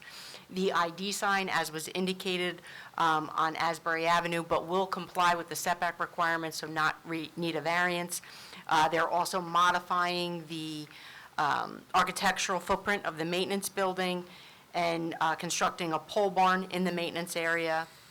The pickleball courts in the existing area, they're going to add a fifth pickleball court, bleachers, and an associated walkway, abandoning the existing septic system and connecting to the public system in Asbury Road. And then they have landscaping, lighting, and the small-scale detention basin. As was indicated by the applicant, they are seeking no variances. This is a permitted use, and again, an amendment to amenities which were previously approved by the board. Couple of questions that we had for the applicant, and one is just a reminder. Do you plan to construct this in phases? Yes, it's identified that there will be two phases. The first phase would include the improvements like the fire lane and other improvements around the northern portion of the site. And they're not going to be far apart, but the second phase would be the actual construction of the Carolina House itself. And how does the timing work with the maintenance area? The fact of the matter is that pole barn is already constructed. Okay. And the other building's being eliminated, Laura. It's not, we talked about it being modified, but that has been withdrawn from the proposal. Okay, so that's not going to be modified. Correct. And the plan is fully compliant with stormwater management regulations? It is, and I know there were some slight modifications requested by your office that we will agree to provide. And as it relates to outside agency approvals that may have expired or no longer valid, you agree to comply and/or resubmit if needed? Absolutely. And the only other thing we wanted to note as it relates to the connection in Asbury Road, due to the fire access, it appears that you would need to do a curb-to-curb overlay in that area, consistent with our ordinance. I guess I was uncertain as to what extent you're speaking of there. Is it just at the area of the driveway access? or- Yeah, just in the area where the fire access driveway is coming in. I think that's reasonable. Yes, we'll agree. Mr. Chairman, they have agreed to all technical items in our review letter. I have nothing further of the applicant at this time. Any landscaping issues? I had reviewed the landscaping earlier. This plan, just by accident, they were turned off, so they're not on this plan. But that was just an oversight. But I had already reviewed the landscaping from the last approval. And there were some prior comments which we'll agree to, but I apologize for that layer control issue where the plants were actually not shown on that last plan that was submitted. Jen? Strangely enough. I had a couple of things that were identified in my letter, namely the sign, which you agreed to move back so to make it compliant. And then there were just questions about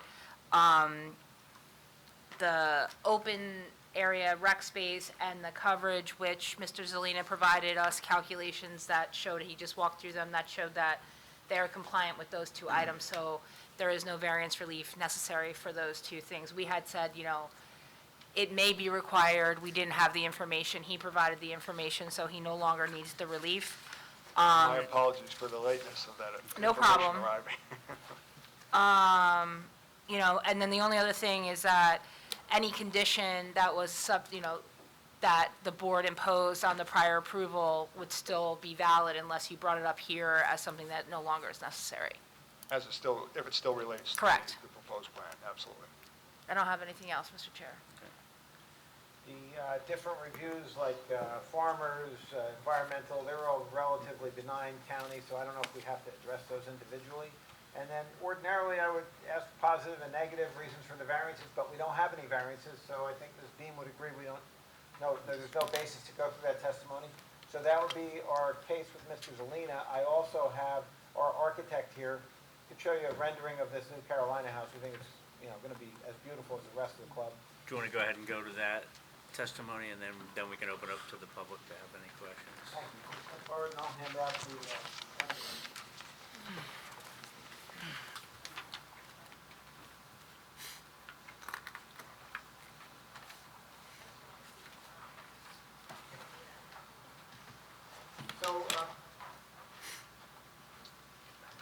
we'll be marked, this is a rendering, we'll hand out copies of those.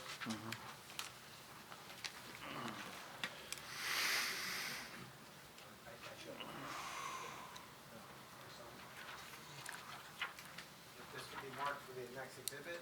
Sure, it's 812. 812 for the record. Sure. Mr. Monroe, you please give the board a brief description of your professional credentials, so you might be qualified and accepted as an expert. Does he have to be sworn in, or no? We sworn in. He was sworn in. He was, okay. Yeah. So that's right, you did them both together. Licensed in good standing for Right. about 35 years also. Past president, Jersey Shore, AIA, Carnegie Mellon University graduate, past president of Red Bank Construction Board of Appeals, and over those 35 years, have testified probably 50, 60 different municipalities, probably 400 or 500 times. Okay, we'll accept your credentials. Thank you, you. Mr. Chairman. Thank you. Mr. Monroe, you've been involved with Eco Oaks for a number of years and lots of evolutionary changes. Probably 20 years. Over the course of it, we did the original club, we did the glass cathedral addition, which was nice. We had done the sister building to this maybe 6, 7, 8 years ago. This building has come and stopped and started, but we've done pretty much most of the whole facility.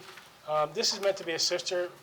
It's a 4-suite building with a gym behind it, a little smaller than the last one. It was a big pool, and this is a scaled-down version. This is not a room that you could book. This is for members or people having an event. So if you're there for a wedding, The first building has 4 suites. It's not just a room. You have a little living room. There's no cooking.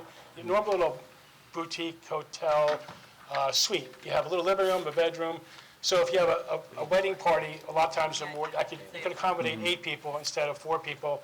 And that's less people have to go out, leaving at nighttime. So it's the same people that are there are on site. They don't get used every day. They're mostly Friday, Saturday, obviously Sunday. But people come and go if you're there. You can stay for different events. But that's the nature of what it is. It's really an amenity towards having being a member there and needing to bring in a guest or having an event there. I don't think, in my professional opinion, it doesn't add any intensity of use. It decreases the use of people leaving on some of those events and keeps more of them on site. They can order. There's no cooking. They can order food from the building, but there's So this is just a nice amenity to make the club even better, part of that. Yeah, if it's a little more like a spa suite than like a gym or something like that. It's just not, and it gets used by people that are there during the day with kids, things like that. And the site changes around it, that's just based on the different tweaking of the angle of the building configuration? This just finishes off the master plan of that whole area that's always been in that. This is just the last piece of the puzzle that I think we have, anticipated over the last 20-year plan. This is the last piece. And the pole barn, that's just in the work area of the club. It's consistent with any other work building you'd see at a golf course. Yeah, we had a much bigger building planned there over the years, much more things. A lot of trucks were parked outside, and this gives them a covering for it. So they're okay with the amount of facilities they have in that work area. Okay, So that's it. that's it. Any questions? Anybody, questions? All right, I'm going to go ahead and open up to the public for any questions from either of those testimonies.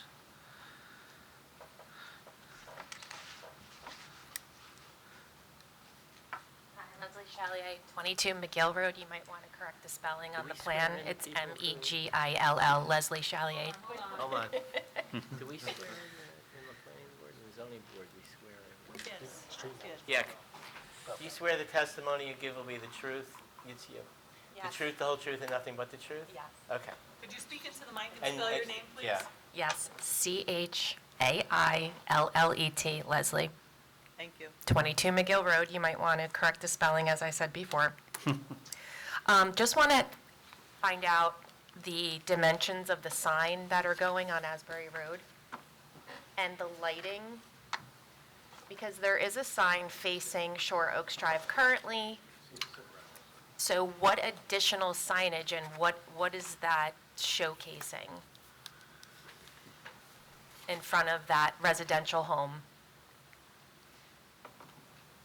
It's a sign that indicates that's an entrance for certain members on the site.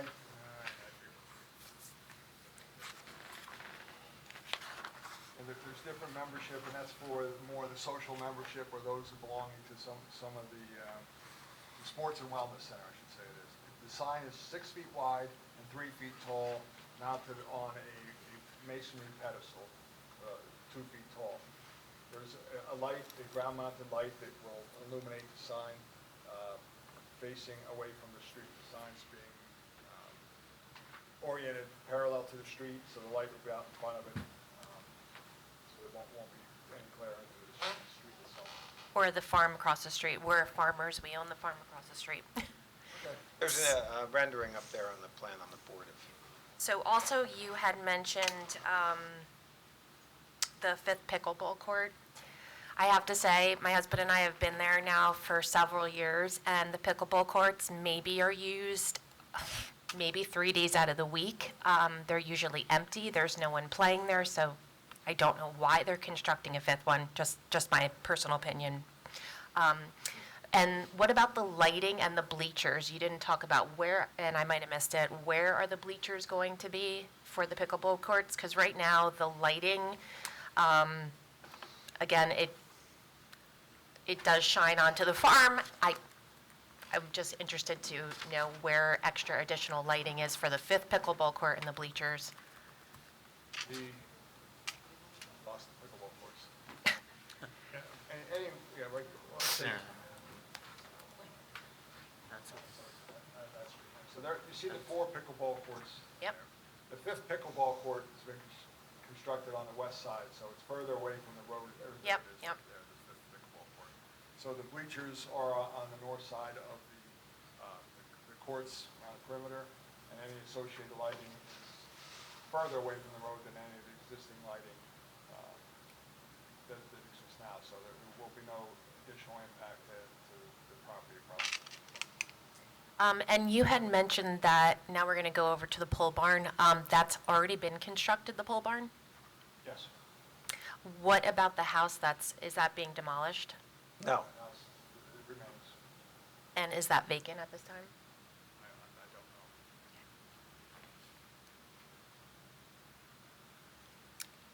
don't know.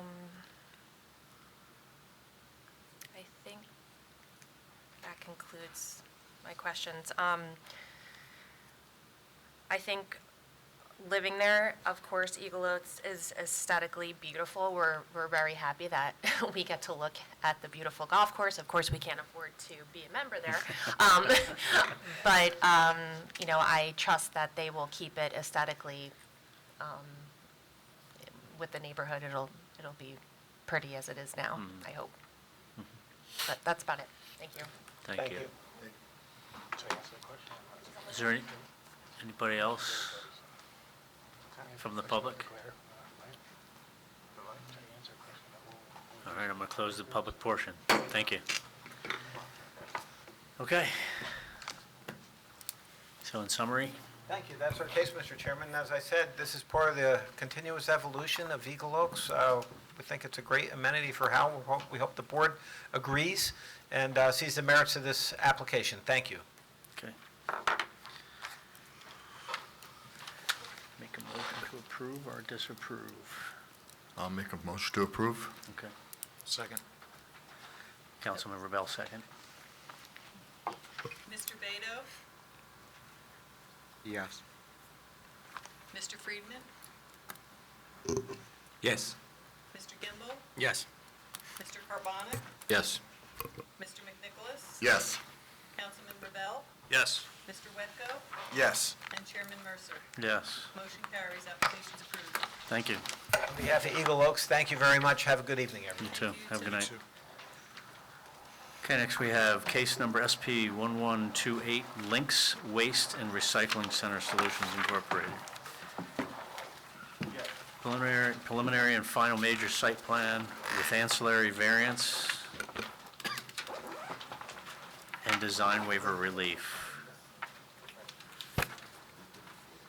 Seeking approval to perform approximately 5.7 acres of tree clearing to construct a 15,000 square foot commercial building. Mr. Chairman. Hey, hi, Greg. Hey, Go so ahead. besides this matter, we have another case, J&S Flex Center LLC. That's Okay. also Mr. Bella's. Okay. Yes. So I'm not sure how long Links Waste is going to take, but Well, we do have 4 witnesses that the board wants to hear. We don't have any variances, but it is a little unique application. I don't expect to, I expect to be, I'd love to get it done in 45 minutes, but that is How my many? wish, and I don't believe that's really going to occur. 2 professionals? 4. Well, we have, 4. no, we have 3 professionals and the applicant to talk about how the business operates. We do have, there's no variances, we do have our planner here, we also have our traffic engineer, it is a permitted use, so I don't know if you want to hear from our traffic or our planner, considering there's no variances, there's only some small waivers. If, it's both my applications, so what I recommend, let's push it through for a little, and if it's getting deep in the weeds, we could then talk about carrying the other application? Is that Sure. acceptable? Yeah. Yeah, it's yours, so. the concern was the applicant after. But it's also Greg's, so. Yes, yes, I'm talking. okay. Okay. If he 'Cause wants we didn't want people to wait around and then, Yeah, and then have to, you I know. think I know my other clients, I'll we speak got for this. both applications, they're going to try to get as much done as quickly, so we'll see in about a half hour where we go. Exhibit I got there. Okay. Okay? This is for J&S. I didn't get any, when, just now? I can't get them here, no. No. All right.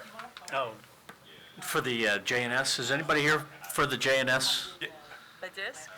You are? Those are my people. That's, I'm sorry, from the public. Just the public? No. Okay, we're good. Okay.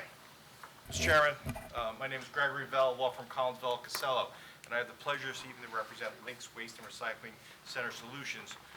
They're asking for preliminary final major site plan approval on 150 Squampin Yellowbrook Road, which is in the SE1 zone. The property's a little over 11 acres. We're proposing a 15,000 square foot commercial building, an area for outside storage of canisters and equipment. As part of this application, we're going to put in a conservation easement, probably about 5.5 acres or so of wetlands and associated buffer. We have discussed this matter with your professional staff numerous times, and we're able to present this board a no variance application. We've worked very hard with your professionals to make sure there's no variance relief. There are some small design waivers, which our engineer will be discussed. But I need to start out to explain, because there's always a misnomer with certain names. The client's name is Links Waste and Recycling. And first thing I think of, you're a landfill, you're a transfer station, you're a recycling center. We are none of that, okay? The mic, Greg. I'm sorry about that. I'll reiterate because it's very important.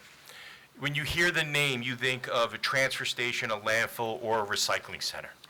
We are not that. We don't have DEP license for that. We don't want that. We have no problem conditioning approval that we are not that. My client essentially owns numerous canisters that if you are doing a demo of your house, you're selling your house and you want to throw garbage out, he's the one that brings the canister to your house. You call him, he drops it off. When it gets filled by you, he comes and picks it up. And what does he do with it? It goes right to the dump, not this site. This site is not used for the storage of garbage, recycling, or any other trash material. It's very important. I know when you hear the name, that's the first thing I think of. So I want to make it very clear, 95% of what we do is off-site. We have three professionals with us, and our owner, Richard Hyde, who's owned Links Waste and Recycling for only 20 years, who will explain the operations. We have Jack Hanrahan to my left, who's the engineer. We do have Scott Kennel, who you heard earlier tonight about traffic, and we have Amanda Daddario, our professional planner, to talk about the waivers if you desire that. So if the board pleases, I would like to have my client, Richard Hyde, sworn in so we can go over the operations so you can understand the business model that he's been using for over 20-plus years. Do you swear the testimony you give will be the truth, the whole truth, and nothing but the truth? Yes. Okay, state your name for the record, spell your last. Richard S. Hyde, Jr., H-Y-D-E. Okay, Mr. Hyde. Go over the credentials. No, he's the owner. He's the owner, oh, okay, sorry. Operation. Right, COO. Yeah. Can you tell us what is your position at Links Waste and Recycling? I am president of Links Waste and Recycling Solutions. Okay, and how long have you owned that business? Approximately 20 years. Okay. And you've heard my opening remarks that we were not a transfer station, recycling center, a landfill, correct? Yes, And you agree with everything I said, that you are not that and never want to become that, correct? yes, And you have no problems, condition of approval, to prohibit that type of use on the property, correct? correct. Okay, let's talk about your site, what you do as a business. You heard me talk about the canisters. Explain, give the board how many canisters you presently own and how they get delivered on and off-site, and what's their normal use. Well, just for the record, a canister is a container or / dumpster. Everyone knows that. What was the question? So you said the word dumpster. Are yours the dumpsters that you put behind commercial buildings where you throw garbage to every day? That can be a use, Okay. yes. So if I'm a regular person or a business and I need a canister, they call you, what do you do? There's a series of events that take place. We ask what is going to go in the container, location, and basically they ask rates. We answer questions about rates. And then what do? It's empty and you bring it to their site, correct? Yes. Okay, when they say it's full, what happens when you guys pick it up? When we get the call that it's full, it's picked up from, whether it's a commercial or residential or whatever it may be, it's taken to a landfill or a transfer station for dumping. When it leaves there, it either goes back to the same site because they need it again, or it goes 9 out of 10 times to another site to service another customer. And those containers, they're regulated by the DEP, correct? Yes. And you have the appropriate license? Every one is numbered. And you talk about picking up. You heard me say that it doesn't come back to the site, the garbage, correct? No. To be fair, there's every once in a while that happens. Why does it happen and how does it work out? It can happen because a truck can't make it to the landfill or transfer station before it's closed. So in that case, it would come back to our yard, tarped, and sit on the truck until the following workday, or following morning. Then that truck would leave in the morning and dump their load and proceed on their route that we have set up. And that, it does occur, but more of a rare. It's rare. But with summer traffic. I shouldn't say it's rare, but it does happen, right? It's traffic related, that's more mostly. So that's part of your business. The other part of your business, if I'm correct, is you have equipment and trucks to demo buildings, commercial, residential, correct? Yes. Okay. So that equipment is stored on site, goes to the site and demos the building, correct? Yes. After demo, does it take the commercial debris, the construction debris, and bring it back to the site, or is it the same process? It goes into the canisters and that gets dumped straight and never comes back to the site? It's the same process. It goes directly from that site to, again, a landfill or a transfer station. And as part of the plans, we did provide an area for on-site fill to be stored, correct? Yes. Why do you store only on-site fill on site? We also do excavating. So in our area here, especially coastal towns, the sites are mostly very small. So if we dig a foundation for someone, the majority of the time, there's not enough room on the site for all the fill dirt that would be required to backfill the foundation after it's completed. So what we do is we stockpile fill dirt and return it to these sites after completions of foundations. We're proposing a 15,000 square foot building that contains offices and areas for storage of trucks as well, correct? Yes. There was a comment on the planners board to make sure that auto repair is not a permitted use on the site. You don't allow third-party trucks onto your site for any repair at all, correct? No. You're not in business to repair anybody else at all? No. All right, if any repairs, it's fixing one of your trucks or one of your canisters, correct? Yes. All right, let's talk about hours of operations. We have an in-house mechanic that works strictly on our equipment and trucks. Hours of operation. Why don't you explain when the first trucks go off-site, how many times they come back to the site, and when are you closed for the day? Our hours of operation are normally 6 a.m. to approximately 6 p.m., Monday through Friday, and 6 a.m. till approximately 1 o'clock on Saturdays. Okay, those trucks that we talked about that leave the site with empty canisters, how many times do they come back generally after they leave the site with a canister? Very rarely. As an example today, a truck came back because his air conditioning didn't work, and it was more than air conditioning. So that came back. It was serviced and put back into service. But let's assume the air conditioning continued to work. Would the truck usually stay out off-site pretty much the whole day, whole going day. from site to site to site, correct? Yes, the whole day. And how many canisters do you have out in the field, generally? About? We have roughly 500 to 550 10, 20, and 30-yard containers. And those are mostly, you don't make any money when they're on this site, so you bring them from site to site, because that's where you make the money, correct? Fortunately, they're all out, except for ones we make repairs to or repaint.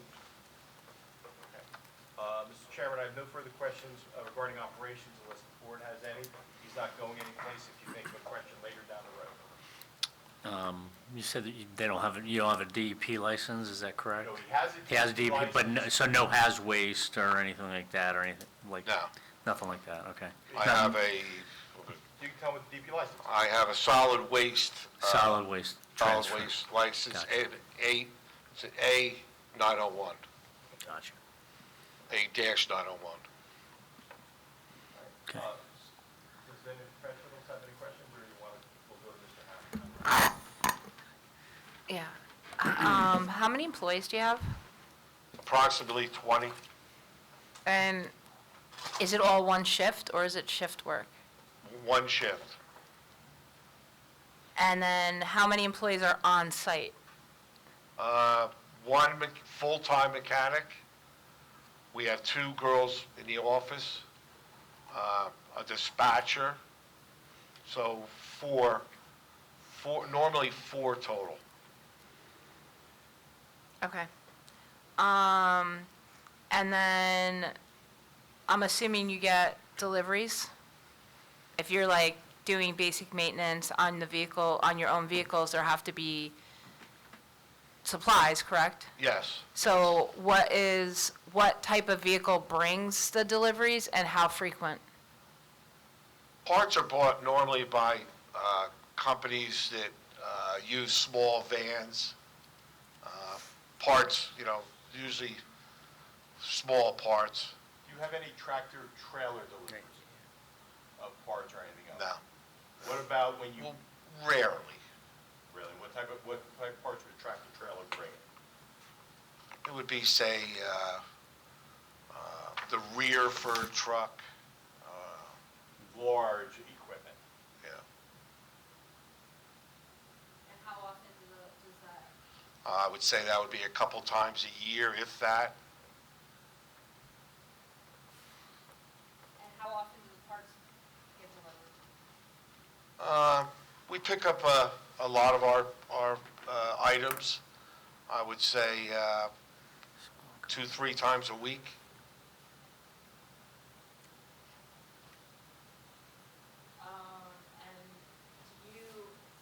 When you're maintaining your vehicles, I'm assuming that you have something that you're putting like oil into, and where is that stored? We have a 275-gallon oil tank that, when it's full, I have a company that comes and pumps it out. Probably once a month, maybe once every 2 months. And is that in the building or outside the building? The one we have now is currently inside the building. And for this, if you build a 15,000 square foot, it's going to be inside the building as well, correct? It could be. Well, we kind of need to know. Would it be better, it should be in the building, correct? These tanks are designed to be inside, so inside is the answer, yes. Okay. I don't have anything else. Mr. Chairman, I have a question. Let's assume a container gets picked up at 4:30 in the afternoon, and landfill's not going to be open long enough. The truck comes back to your site, tarped, as you testified. Where's the truck go? It gets parked, So it's outside. yes. Okay, and what are the bays for that are on the building? Well, currently, we couldn't park more than one truck in the facility that we have currently. So that truck could actually go inside, or I would like it to go in, be inside. Ever an instance where you might have to transfer waste from one container to another? No.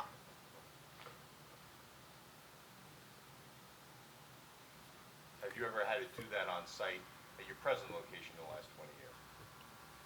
No. How many trucks do you have? We have 10 roll-offs, 6 or 7 triaxle dump trucks. We have 4 utility-style trucks, and some trailers,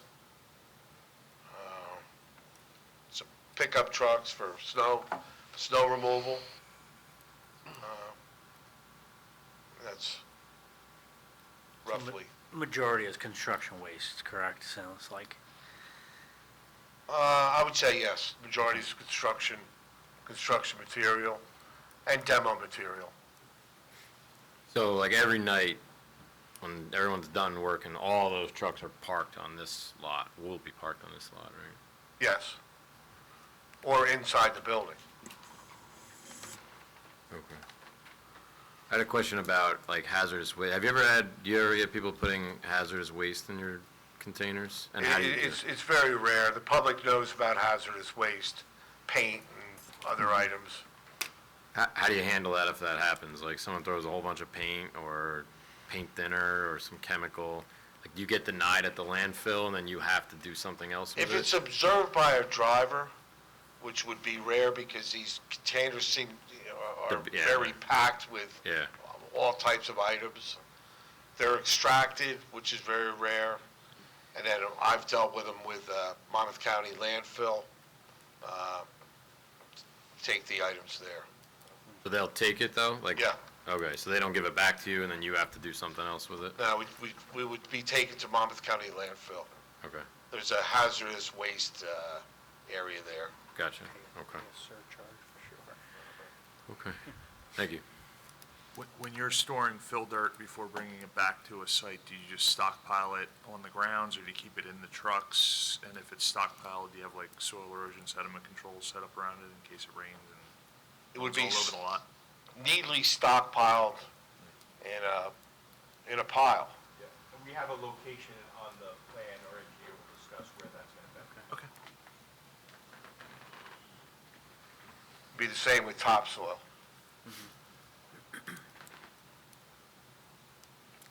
Where are you operating now? We have a yard in actually in Belmar. We have some properties that kind of mingle together. It's on the 16th Avenue in Belmar. Belmar Wall, Lake Como site, just west of Bar Anticipation. Right past the railroad tracks. Has your company gotten any notices of violation from the DEP in the last 5 years? No.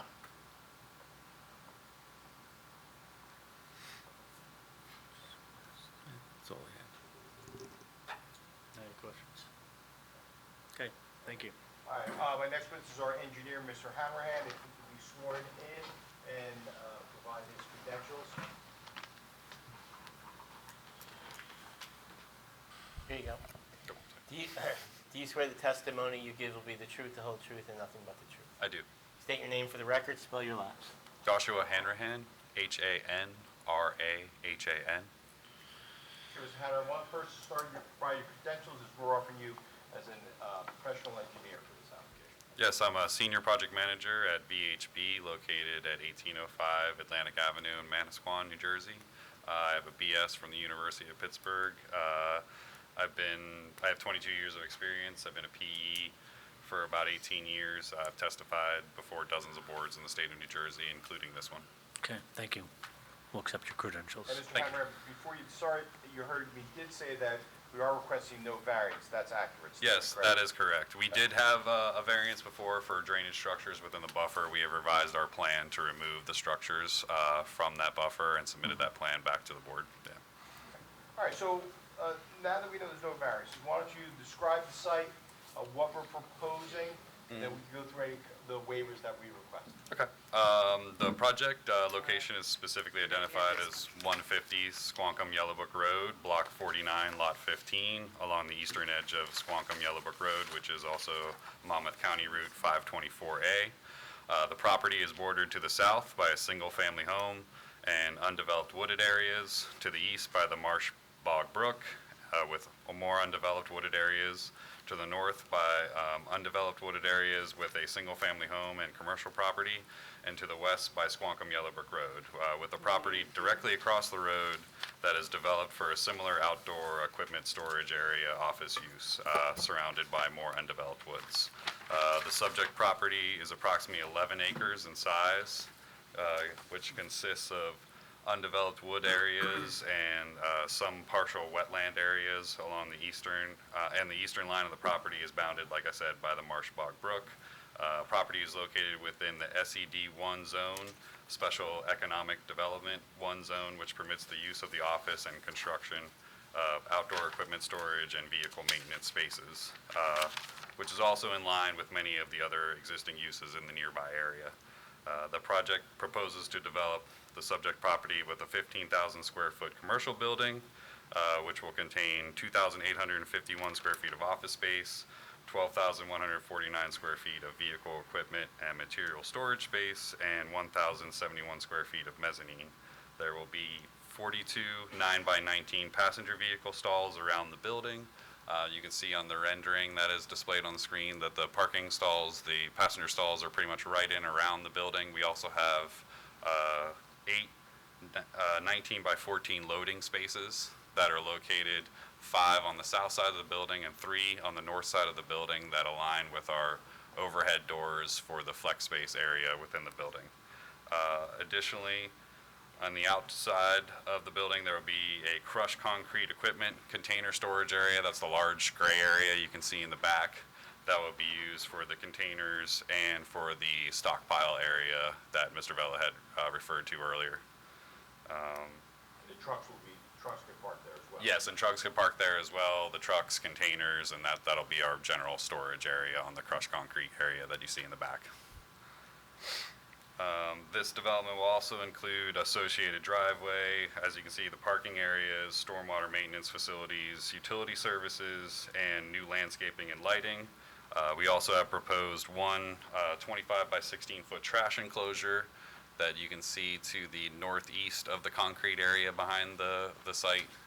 So basically located right behind the building off the northeast corner, along with a small retaining wall that we'll have on the east side of the site. It's only about maybe 30 feet long, only like 5 feet high. It's just to cut off the ditch that I'll talk about in the rest of my testimony. One of the other things that came up in the comment letters was we have chain link fence on the northwest and south sides. We did not have it enclosed on the east side, but we were asked by the board professionals to do so, and we can agree to do that and have the whole crushed concrete storage area enclosed by 6 foot chain link fence. So we can agree to that. And that fence that the professionals recommended will also put a good definition between the commercial site and the conservation area, correct? Yes, that is correct, and we will have to post signs to, designate that as a conservation area anyway, so that we can just attach those to the signs as well. So it helps kind of just keep the wildlife out of the area, keep the site more secure, kind of more delineate the site from the conservation areas that will be provided. So we definitely have no objection to that, and we can provide that.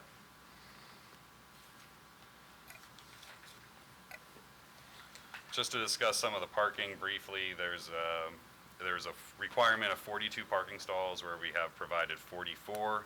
We also have a make-ready handicap EV parking stall to be provided per the MLUL requirements. Access to the site will be directly from Squonkam Yellowbrook Road with one full turn movement access drive. the access drive here is a little wider than the ordinance requirements, but that's because what we needed to have the full turn movements of the truck. So I can talk about that when we talk about our design waivers, but this is what we needed to have all the full truck movements to work. About the parking spaces? Yes. Those parking spaces that you have that are head-on towards the building? Yes. Do each of them have a bollard in the space? The ones, I don't think that we have them on every one because we do have, so where they line up with the overhead doors, we don't, but when they are in their own separate area, we have bollards there. In So- every single other one? Yes, yeah, I do Okay. believe so. There may be one on the south side we're missing them for, so I will take a look at that to make sure we have that covered. but Okay. Yeah, okay. Our traffic engineer can elaborate on the parking and site access if there are any questions or if he has to provide any testimony.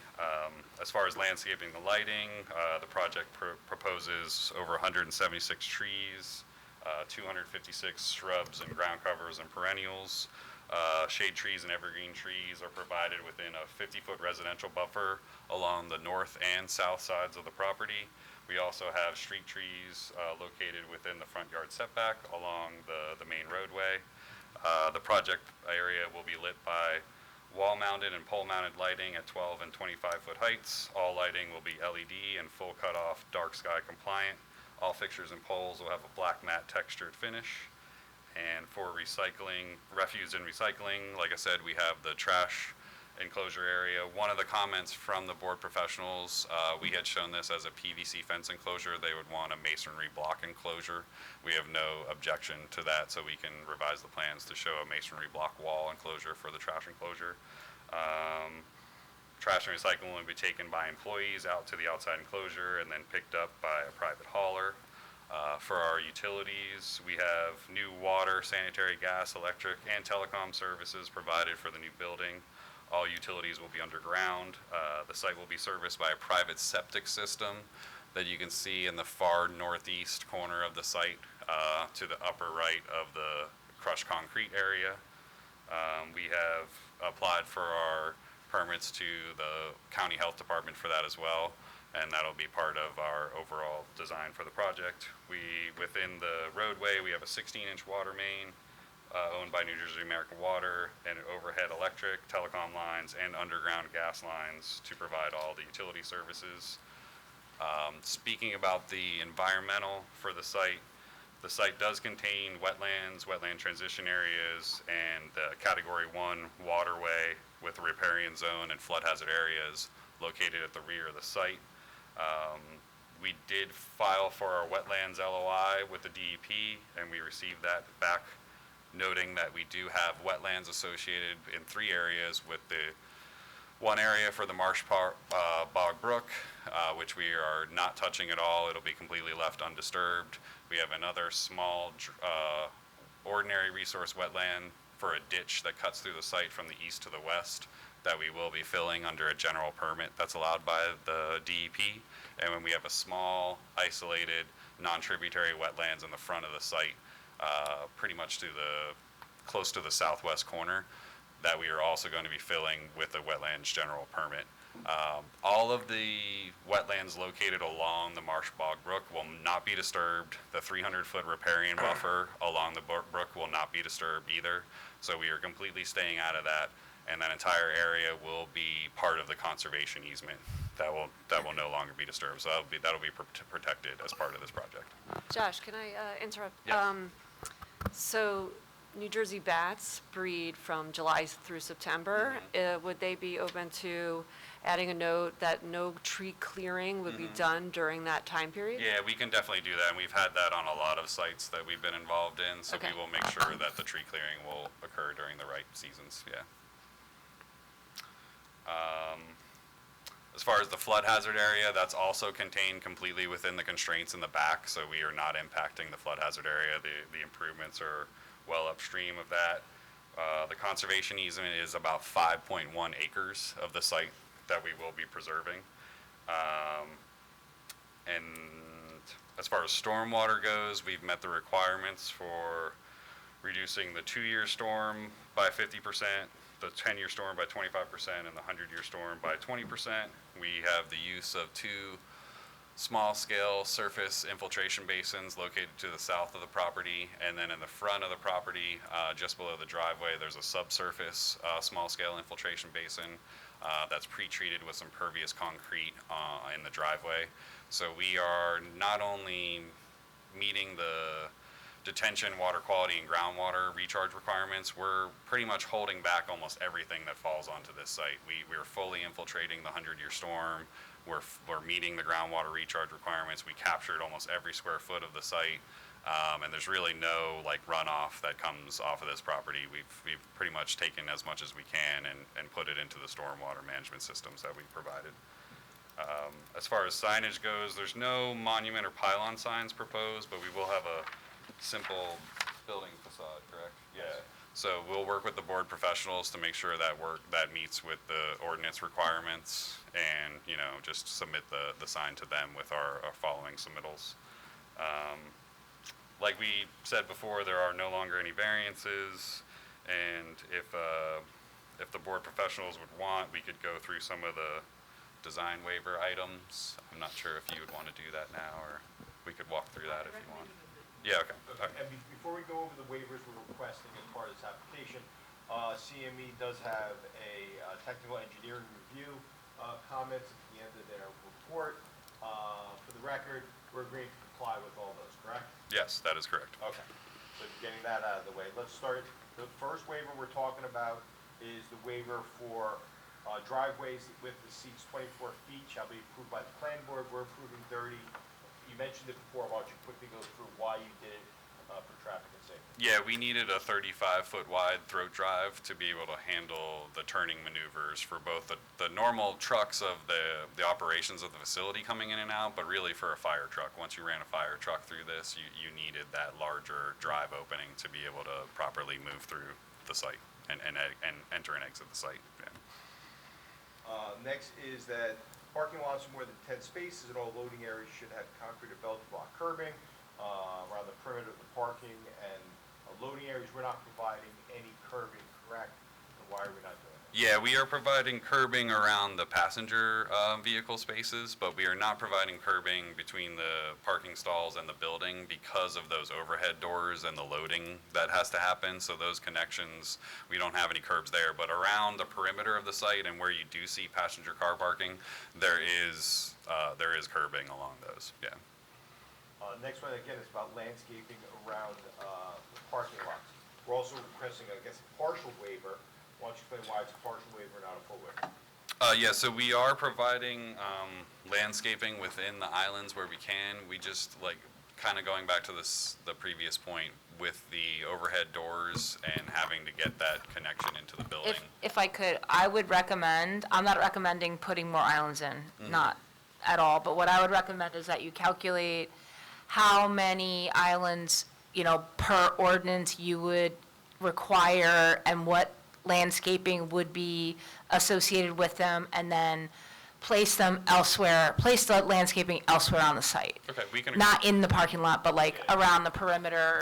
There may be a spot too at the back of the building I was looking at where you could maybe get some in and around the building. I'm just thinking about snow plowing and other kinds of And that's kind of why fun-filled we kept experiences it- with those islands. Exactly, we kept it pretty simple because of the use and because of Yeah. that kind of stuff. So yeah. what this board has done in the past is that they have accepted that it's not strict compliance, so you'd still require the waiver. However, if you calculate out how much landscaping that would be, and then there are areas on the site that could accommodate some increased, shrubs or what have you, and then place them there, so you're still providing the required amount, it's just more practical. Yeah, we can do that. That's not a problem. Yeah, we would agree to that, yeah. And I apologize, Joe, I just want to go back to the curbing, or Josh, I'm sorry, Josh.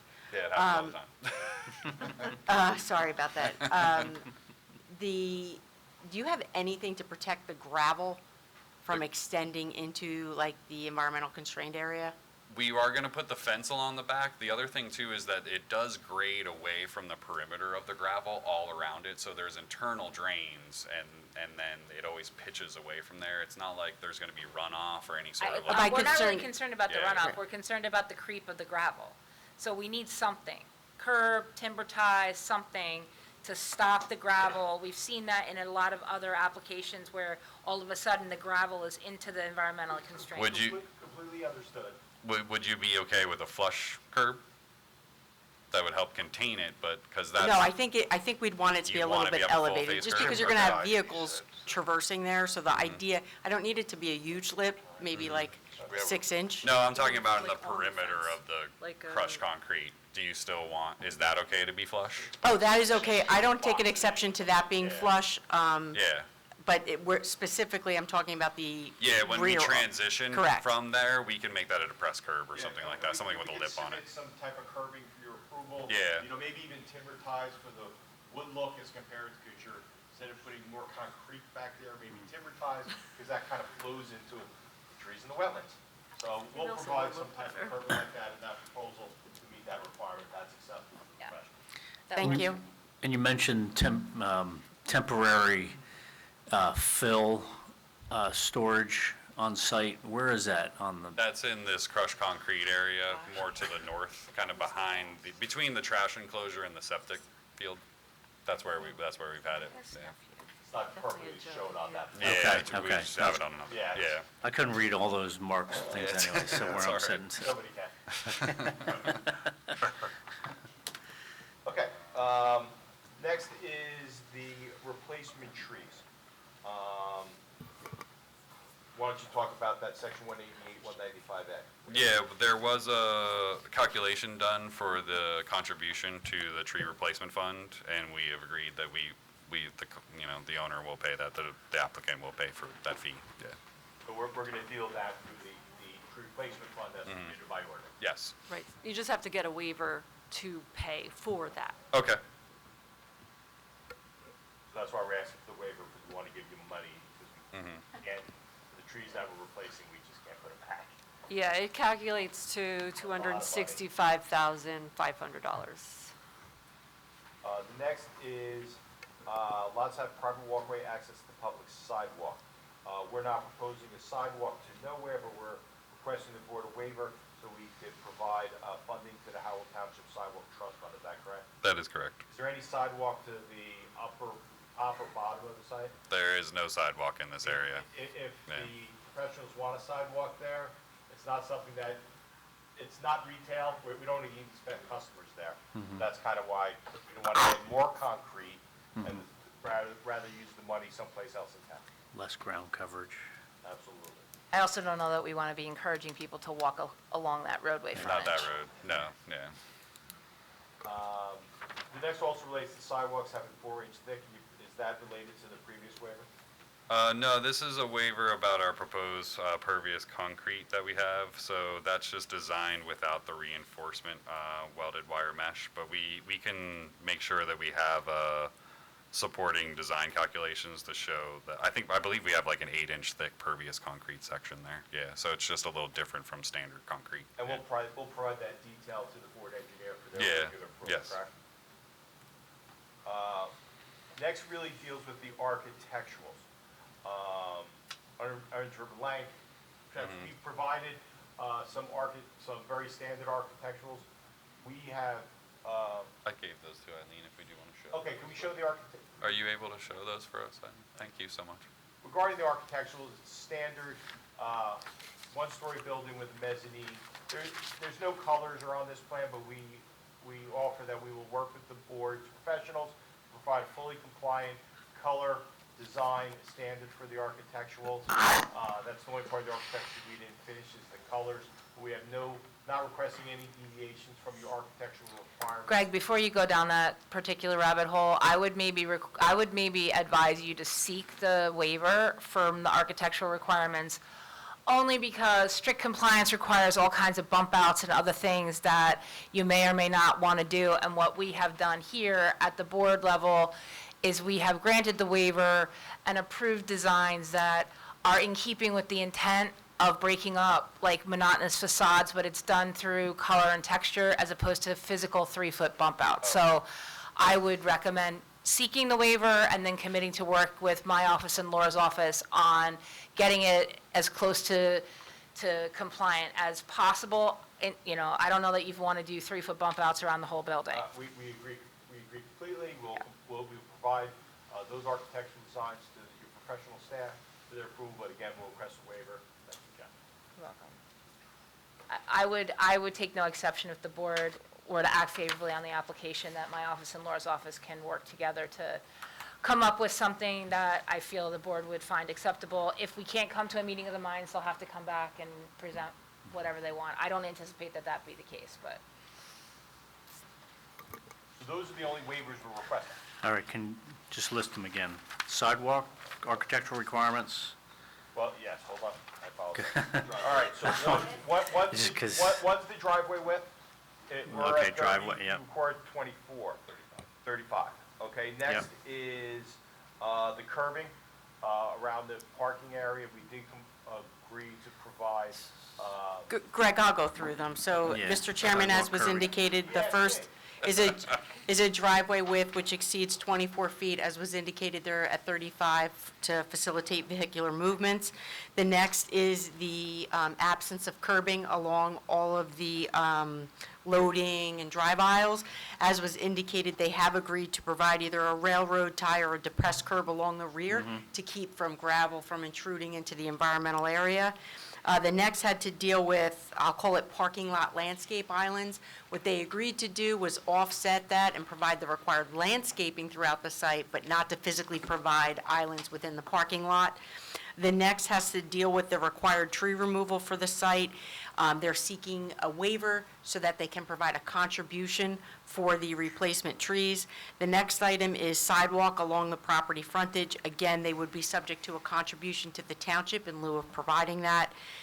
The next has to deal with their concrete driveway apron, which is pervious concrete versus reinforced concrete. As was indicated, they will provide a detail. And then the balance two items have to deal with the architectural of the building. So they'll seek that requirements, I got relief, that. but they will work with my office and Jen's office to ensure changes in color, texture, and offsets. That summarizes the design waiver relief being sought.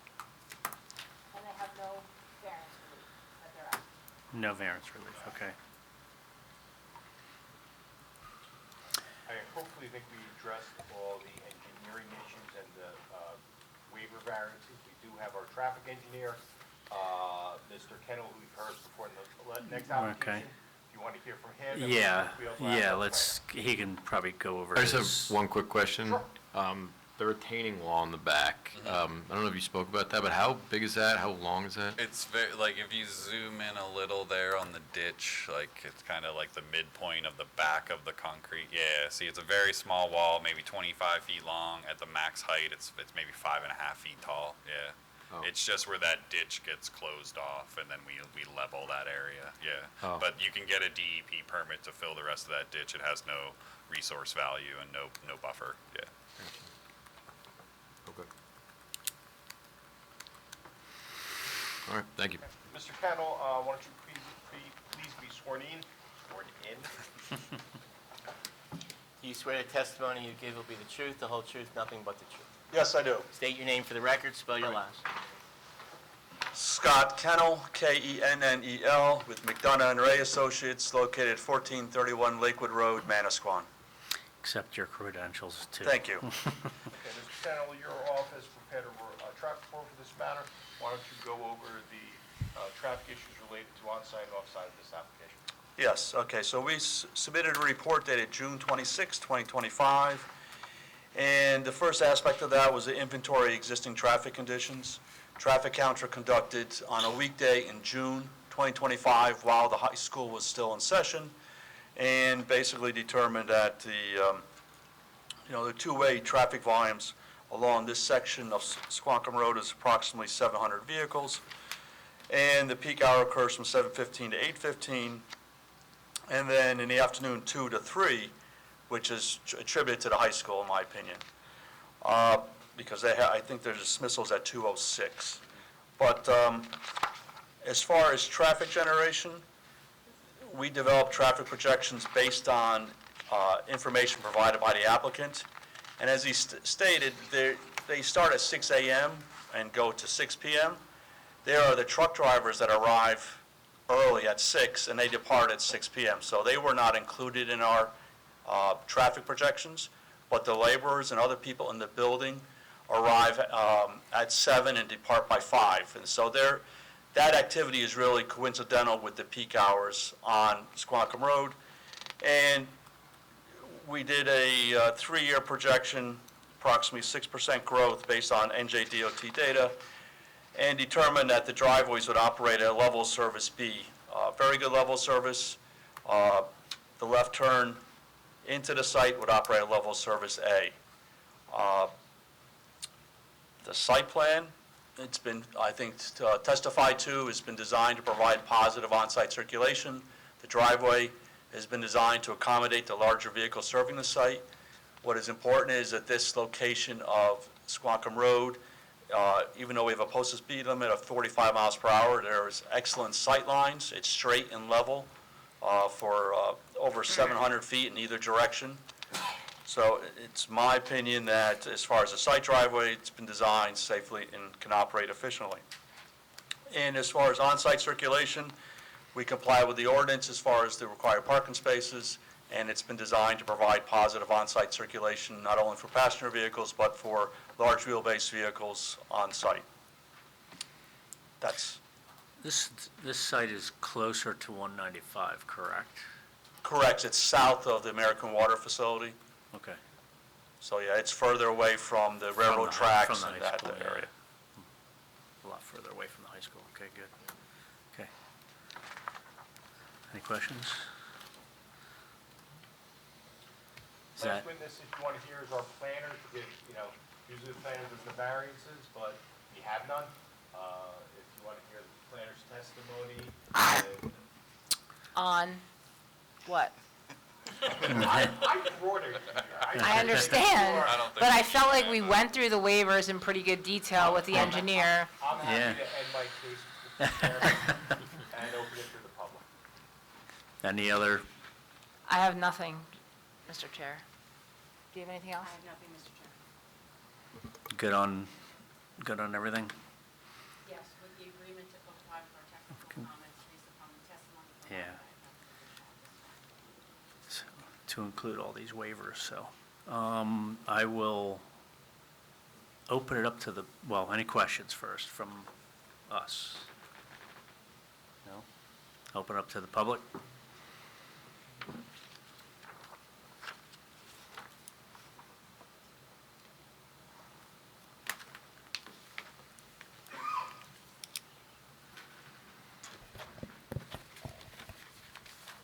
Betty Lou Velez Gimbel, Victory Road.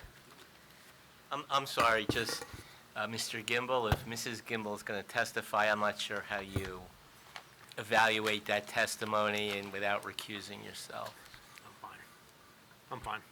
Just, I just want to hear about the lighting, that's all. I didn't Okay. hear anything about the lighting.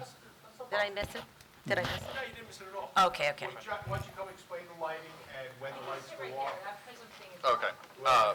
Where the lights are. Yeah, You mentioned a little, but why don't you just give better answer? Yeah, the lights are located on the building as well as around the perimeter of all the parking areas. They will be full cutoff, dark sky compliant fixtures, and we won't have any light spillage onto the surrounding neighboring properties. We're not allowed to by the ordinance. We have to Right. have. So it's not going to be on all night long or anything? No, it's not, I mean, do you know All what night your long. timing Other of than your the lighting? safety and security lights. Security lights? Right, right. Lights off by 7? Because you're not there past 7, right? 8? What about security lighting? No, absolute Yeah, security yeah. light. Yeah, That's- other than, Yeah. okay. Yeah, no, it would be off, at a reasonable time. About an hour after your last employee leaves the Perfect. the site. That's, Yeah. yeah. And Thank just to correct, there is no other lighting outside where the detention basins are or in the gravel area. Want to make sure you're aware of that. Yes. Correct? That is correct. All right, perfect. Thank you so much. Thank you. Anybody else? From the public? I see no, I'll close it to the public. All right, you want to, Mr. Chairman, it's late. We worked very hard with your staff to get a no variance application for conditional use, some small waivers, and I think the conditions that your staff has put on are extremely reasonable. and will make the site a beautiful site, and we are protecting, 6 acres of wetlands as part of it, not encroaching it or doing anything with it, it's be fenced off, it'll be preserved. So I request the board, hope the board grants the application favorably with the conditions that we've agreed to as part of this application. Okay, anything else? Okay, I'll entertain a motion to approve. I'll make a motion. disapprove. I'll make a motion to approve with the waivers. With all the waivers, yeah. I'll say all the, so we've got absence of curbing, we've got the architectural requirements, driveway parking lot islands, tree removal contribution, and sidewalk. Sidewalk contribution Yep. as well. Okay. I'll second that. Okay. And Mr. just for the Gimbel? record, given just the inquiry of Mrs. Gimbel related to information, that there's no conflict of, Okay. for Mr. Gimbel. Yeah. Because there wasn't a question about Wasn't- lighting from us anyway, so. Yeah. Got it. Okay. I have a motion and a second. Yes. Yes. Mr. Beto? Yes. Mr. Friedman? Yes. Mr. Gimbel? Yes. Mr. Carbonic? Yes. Mr. McNicholas? Yes. Councilman Rebel? Yes. Mr. Wetko? Yes. And Chairman Mercer? Yes. Motion Thank you, carries. Chairman, thank you, board, thank you, professionals. We'll start working on resolution compliance after council drafts the resolution. Thank you for your time. I do have one more application. I don't know what late hour, but at least maybe I could do an introduction. Yeah. Yeah, Let's cut it off around, say, 10 o'clock if we can. that's up to you. Yeah. I, All right, no so one likes to let make me, decisions. let me just go on the record and just state what the case is, okay? All right, this is for case number SP 1138, JNS Flex Center LLC, preliminary and final major site plan with ancillary variance and design waiver relief. Clear the vast majority of the site to construct 3 buildings for use of a trade contractor business. Okay? Okay. Good evening, Mr. Chairman, members of the board. Again, my name is Gregory Vell, law firm Collinsville Casello. I have the pleasure this evening to represent J&S Flex Center LLC to develop the property known as 1231 Route 33 for preliminary and final major site plan approval. The property is in an HD3 zone. The use that we're proposing is a permitted use. It's roughly 5.7 acres. It's vacant except for a 1.5-story building, which you'll see in the bottom left. Again, the actual development of the site requires no variance or waivers. But there's a however. However, the existing building is going to be that's in the bottom left corner, is going to be rented for an office building associated with the running of the site. We're going to try to build it in phases. So the only real variances or waivers associated with that existing building, not all the improvements that you see here. I do have one witness that pretty much can carry everything is Matthew Wild. He's our engineer and planner to go over the site. Maybe we get a couple minutes of him before 10 o'clock. That we greatly appreciate it, Joe. Is this a multiple use?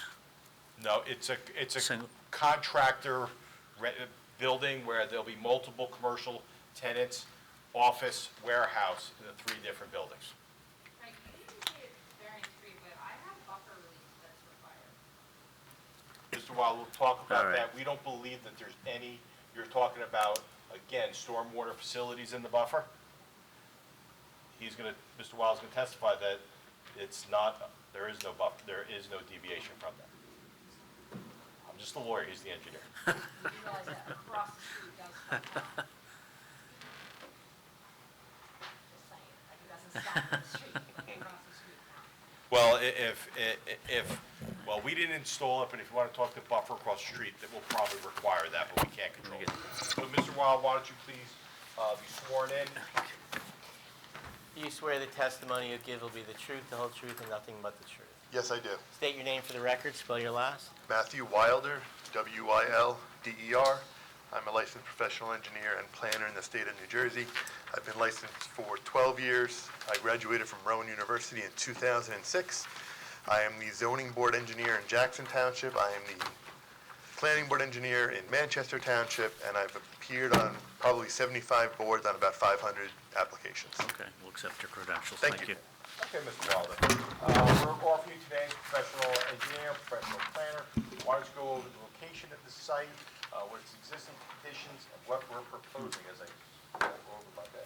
Sure. So the property exists along Route 33. It's Lot 106 and 106.01 within Block 183. The actual address of the property is 1231 Route 33. As was previously mentioned, the property is developed with an existing single 1.5-story home. That home was constructed in the mid-1940s. There's an asphalt driveway as well as parking area sort of to the west of the existing home. Dating back to the 30s, this area was primarily farmland, and that continued by and large. The first exception or the first replacement of farmland was the mobile home park, which is located to our east. That was started in the 60s and finished in the 70s. Over time, the Route 33 corridor has been developed with more commercial uses and some higher density residential, such as the Equestra residential development. So the property is located within the HD3 zone. The existing house actually is considered a conforming use due to a grandfather clause within the township's ordinance. However, it does not comport with the HD3 zone standards. Just to quickly read an ordinance section, I'll read 188-78-2A, and that deals with what is the purpose of the HD3 zone, and that is to provide for highway development along highway corridors that will provide for a balance of social, economic, and cultural opportunity. Stop for a second. First of all, can we go back to the dwelling? It's going to be office or it's going to be residential? Office. I was just speaking to the the most recent use of that structure was for a residential home. It's currently vacant. The purpose of the HD3 zone is to provide appropriate use along a heavily traveled corridor. So what we're seeking this evening from the board is approval for contractor warehouse, flex warehouse, things that are very, very common, especially along corridors such as Route 33. So I'll speak in general terms, and then maybe at the next hearing I'll speak in more specifics. So we're proposing 3 separate buildings, and each building has sort of been designed so that it can operate independently from a parking standpoint. So the total square footage of all 3 buildings is slightly over 47,000 square feet, and again, the single-family dwelling or the structure that exists will be repurposed to be an office and sales building for the site itself.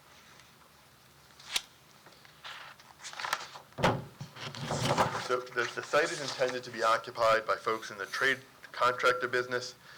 The hours of operation are Monday through Friday, 7 a.m. until 9 p.m., and then 9 a.m. until 5 p.m. on the weekends. The number of employees will vary because each building is set up to have up to 8 tenants within the building, but there's a total of potentially 24 tenants, so the number of employees will vary based on the tenant. A landscaping outfit may have more employees than a carpenter, for instance. The site is designed so that you can chop each building up 8 times, but that does not preclude a tenant from maybe wanting 2 adjacent units where you just would not build the demising wall between those 2 units. So surrounding each building on both sides, both the west and the east, are off-street parking spaces. And I'll note on the north side of the site, you also have parking on 3 sides around that 3rd building. So we do exceed our required parking. For this type of use and based on the square footages proposed, we would be required to provide 81 parking spaces. However, we're requiring 154. Of that 154, 41 are for fleet parking. I don't entirely include those with our initial calculation because those could be occupied by folks who need the fleet storage and the fleet parking spaces. And then because of the unknown tenancy of the site, we wanted to make sure that we had ample parking. Parking really is paramount to keeping the site clean and organized. If all of a sudden tenants start parking wherever they want, then it can lead to an undesirable impact on the site from garbage collection, things of that nature. So we wanted to make sure that we had ample parking to ensure the property was well maintained and operated. Mr. Wiley, before you move on to that point, you mentioned the word, like, you got a landscaper, potential tenant, and you talk about the cleanliness of the site. There is no proposed or permitted outside storage on this site, correct? Correct. Okay, we're not We're not requesting it, we don't want it, we're not proposing any of it, so everything can be stored inside to help with the maintenance of the site, correct? Correct. The exception being the fleet vehicles, which would be parked in the designated parking But there's spaces. no material, no equipment, there's no material or sand or anything, landscaping, mulch, or anything that's to be stored on site by any of these contractors, correct? That is correct.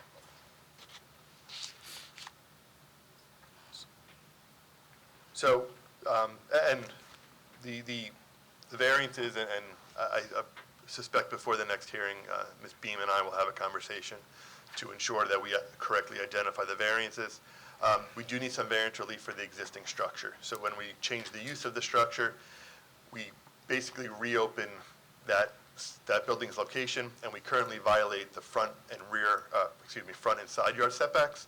And I'll also note that the proposed use, because the mobile home park is to our east, there's also a buffer that's been established along the eastern property line, and you'll notice that that structure falls within that buffer.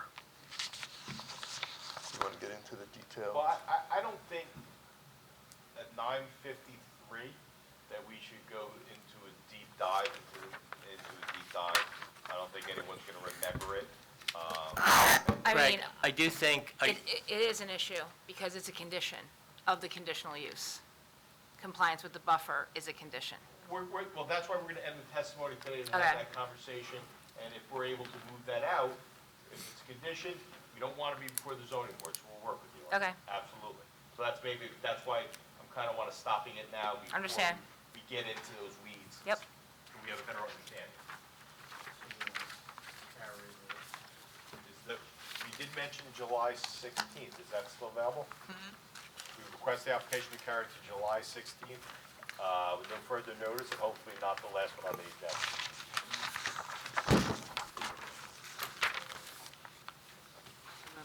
We'll work with you. Is that acceptable? you have a date? Okay, so this, is that acceptable to the board? Sure. What's the date, the 16th? July 16th. So this matter will be carried, J&S Flex Center LLC, case number SP-1138, will be carried to the planning board hearing dated July 16th, 2026. No further notice will be given or is required, so if you're interested in this application or here tonight, then please come back on July 16th. How many other? Just him. We do have an architect, but we have some great renderings. I don't think you need them. Again, thank you for your time this evening on both applications, and have a happy 4th of July. Thank you, you too. We'll be in touch, Jen, about that. Mr. Vella, good night. Okay, master plan, we'll talk about it again in August. I don't think, there's really nothing to talk about right now, so. Okay. We'll push it till the second meeting in August. Okay. And talk about that. I think we'll close and just have a real quick executive session, 5-10 minutes. Okay. Did we want to talk about the stuff, the sideline stuff? That would be potential litigation in connection with the area in need of redevelopment. Yes. It'll be like less than 5 minutes. yeah. Okay.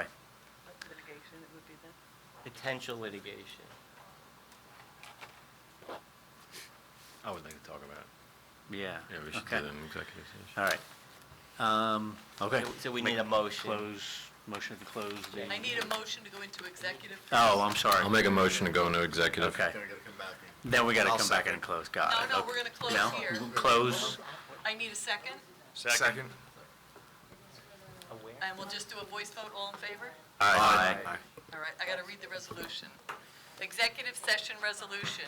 Whereas Title 10, Chapter 4, Section 13 of the New Jersey Revised Statutes requires that the public shall not be excluded from any meetings of a public body unless a resolution authorizing such exclusion is adopted at a public meeting. And whereas the Planning Board of the Township of Howell has determined that such a closed meeting is required to discuss certain matters which are exempted from consideration with the public in attendance under New Jersey Statutes 10:4-12, namely potential litigation. Now therefore be it resolved by the Planning Board of the Township of Howell that the public shall be excluded from the next portion of this meeting, and that the Planning Board will not reconvene in public thereafter. Be it further resolved that minutes will be kept of the meeting in closed session, and the time and circumstances under which the discussion conducted in closed session can be disclosed to the public cannot be determined at this time. Now I'll take a motion to adjourn. To adjourn? Motion to adjourn? Oh, the meeting, got it. Thank you.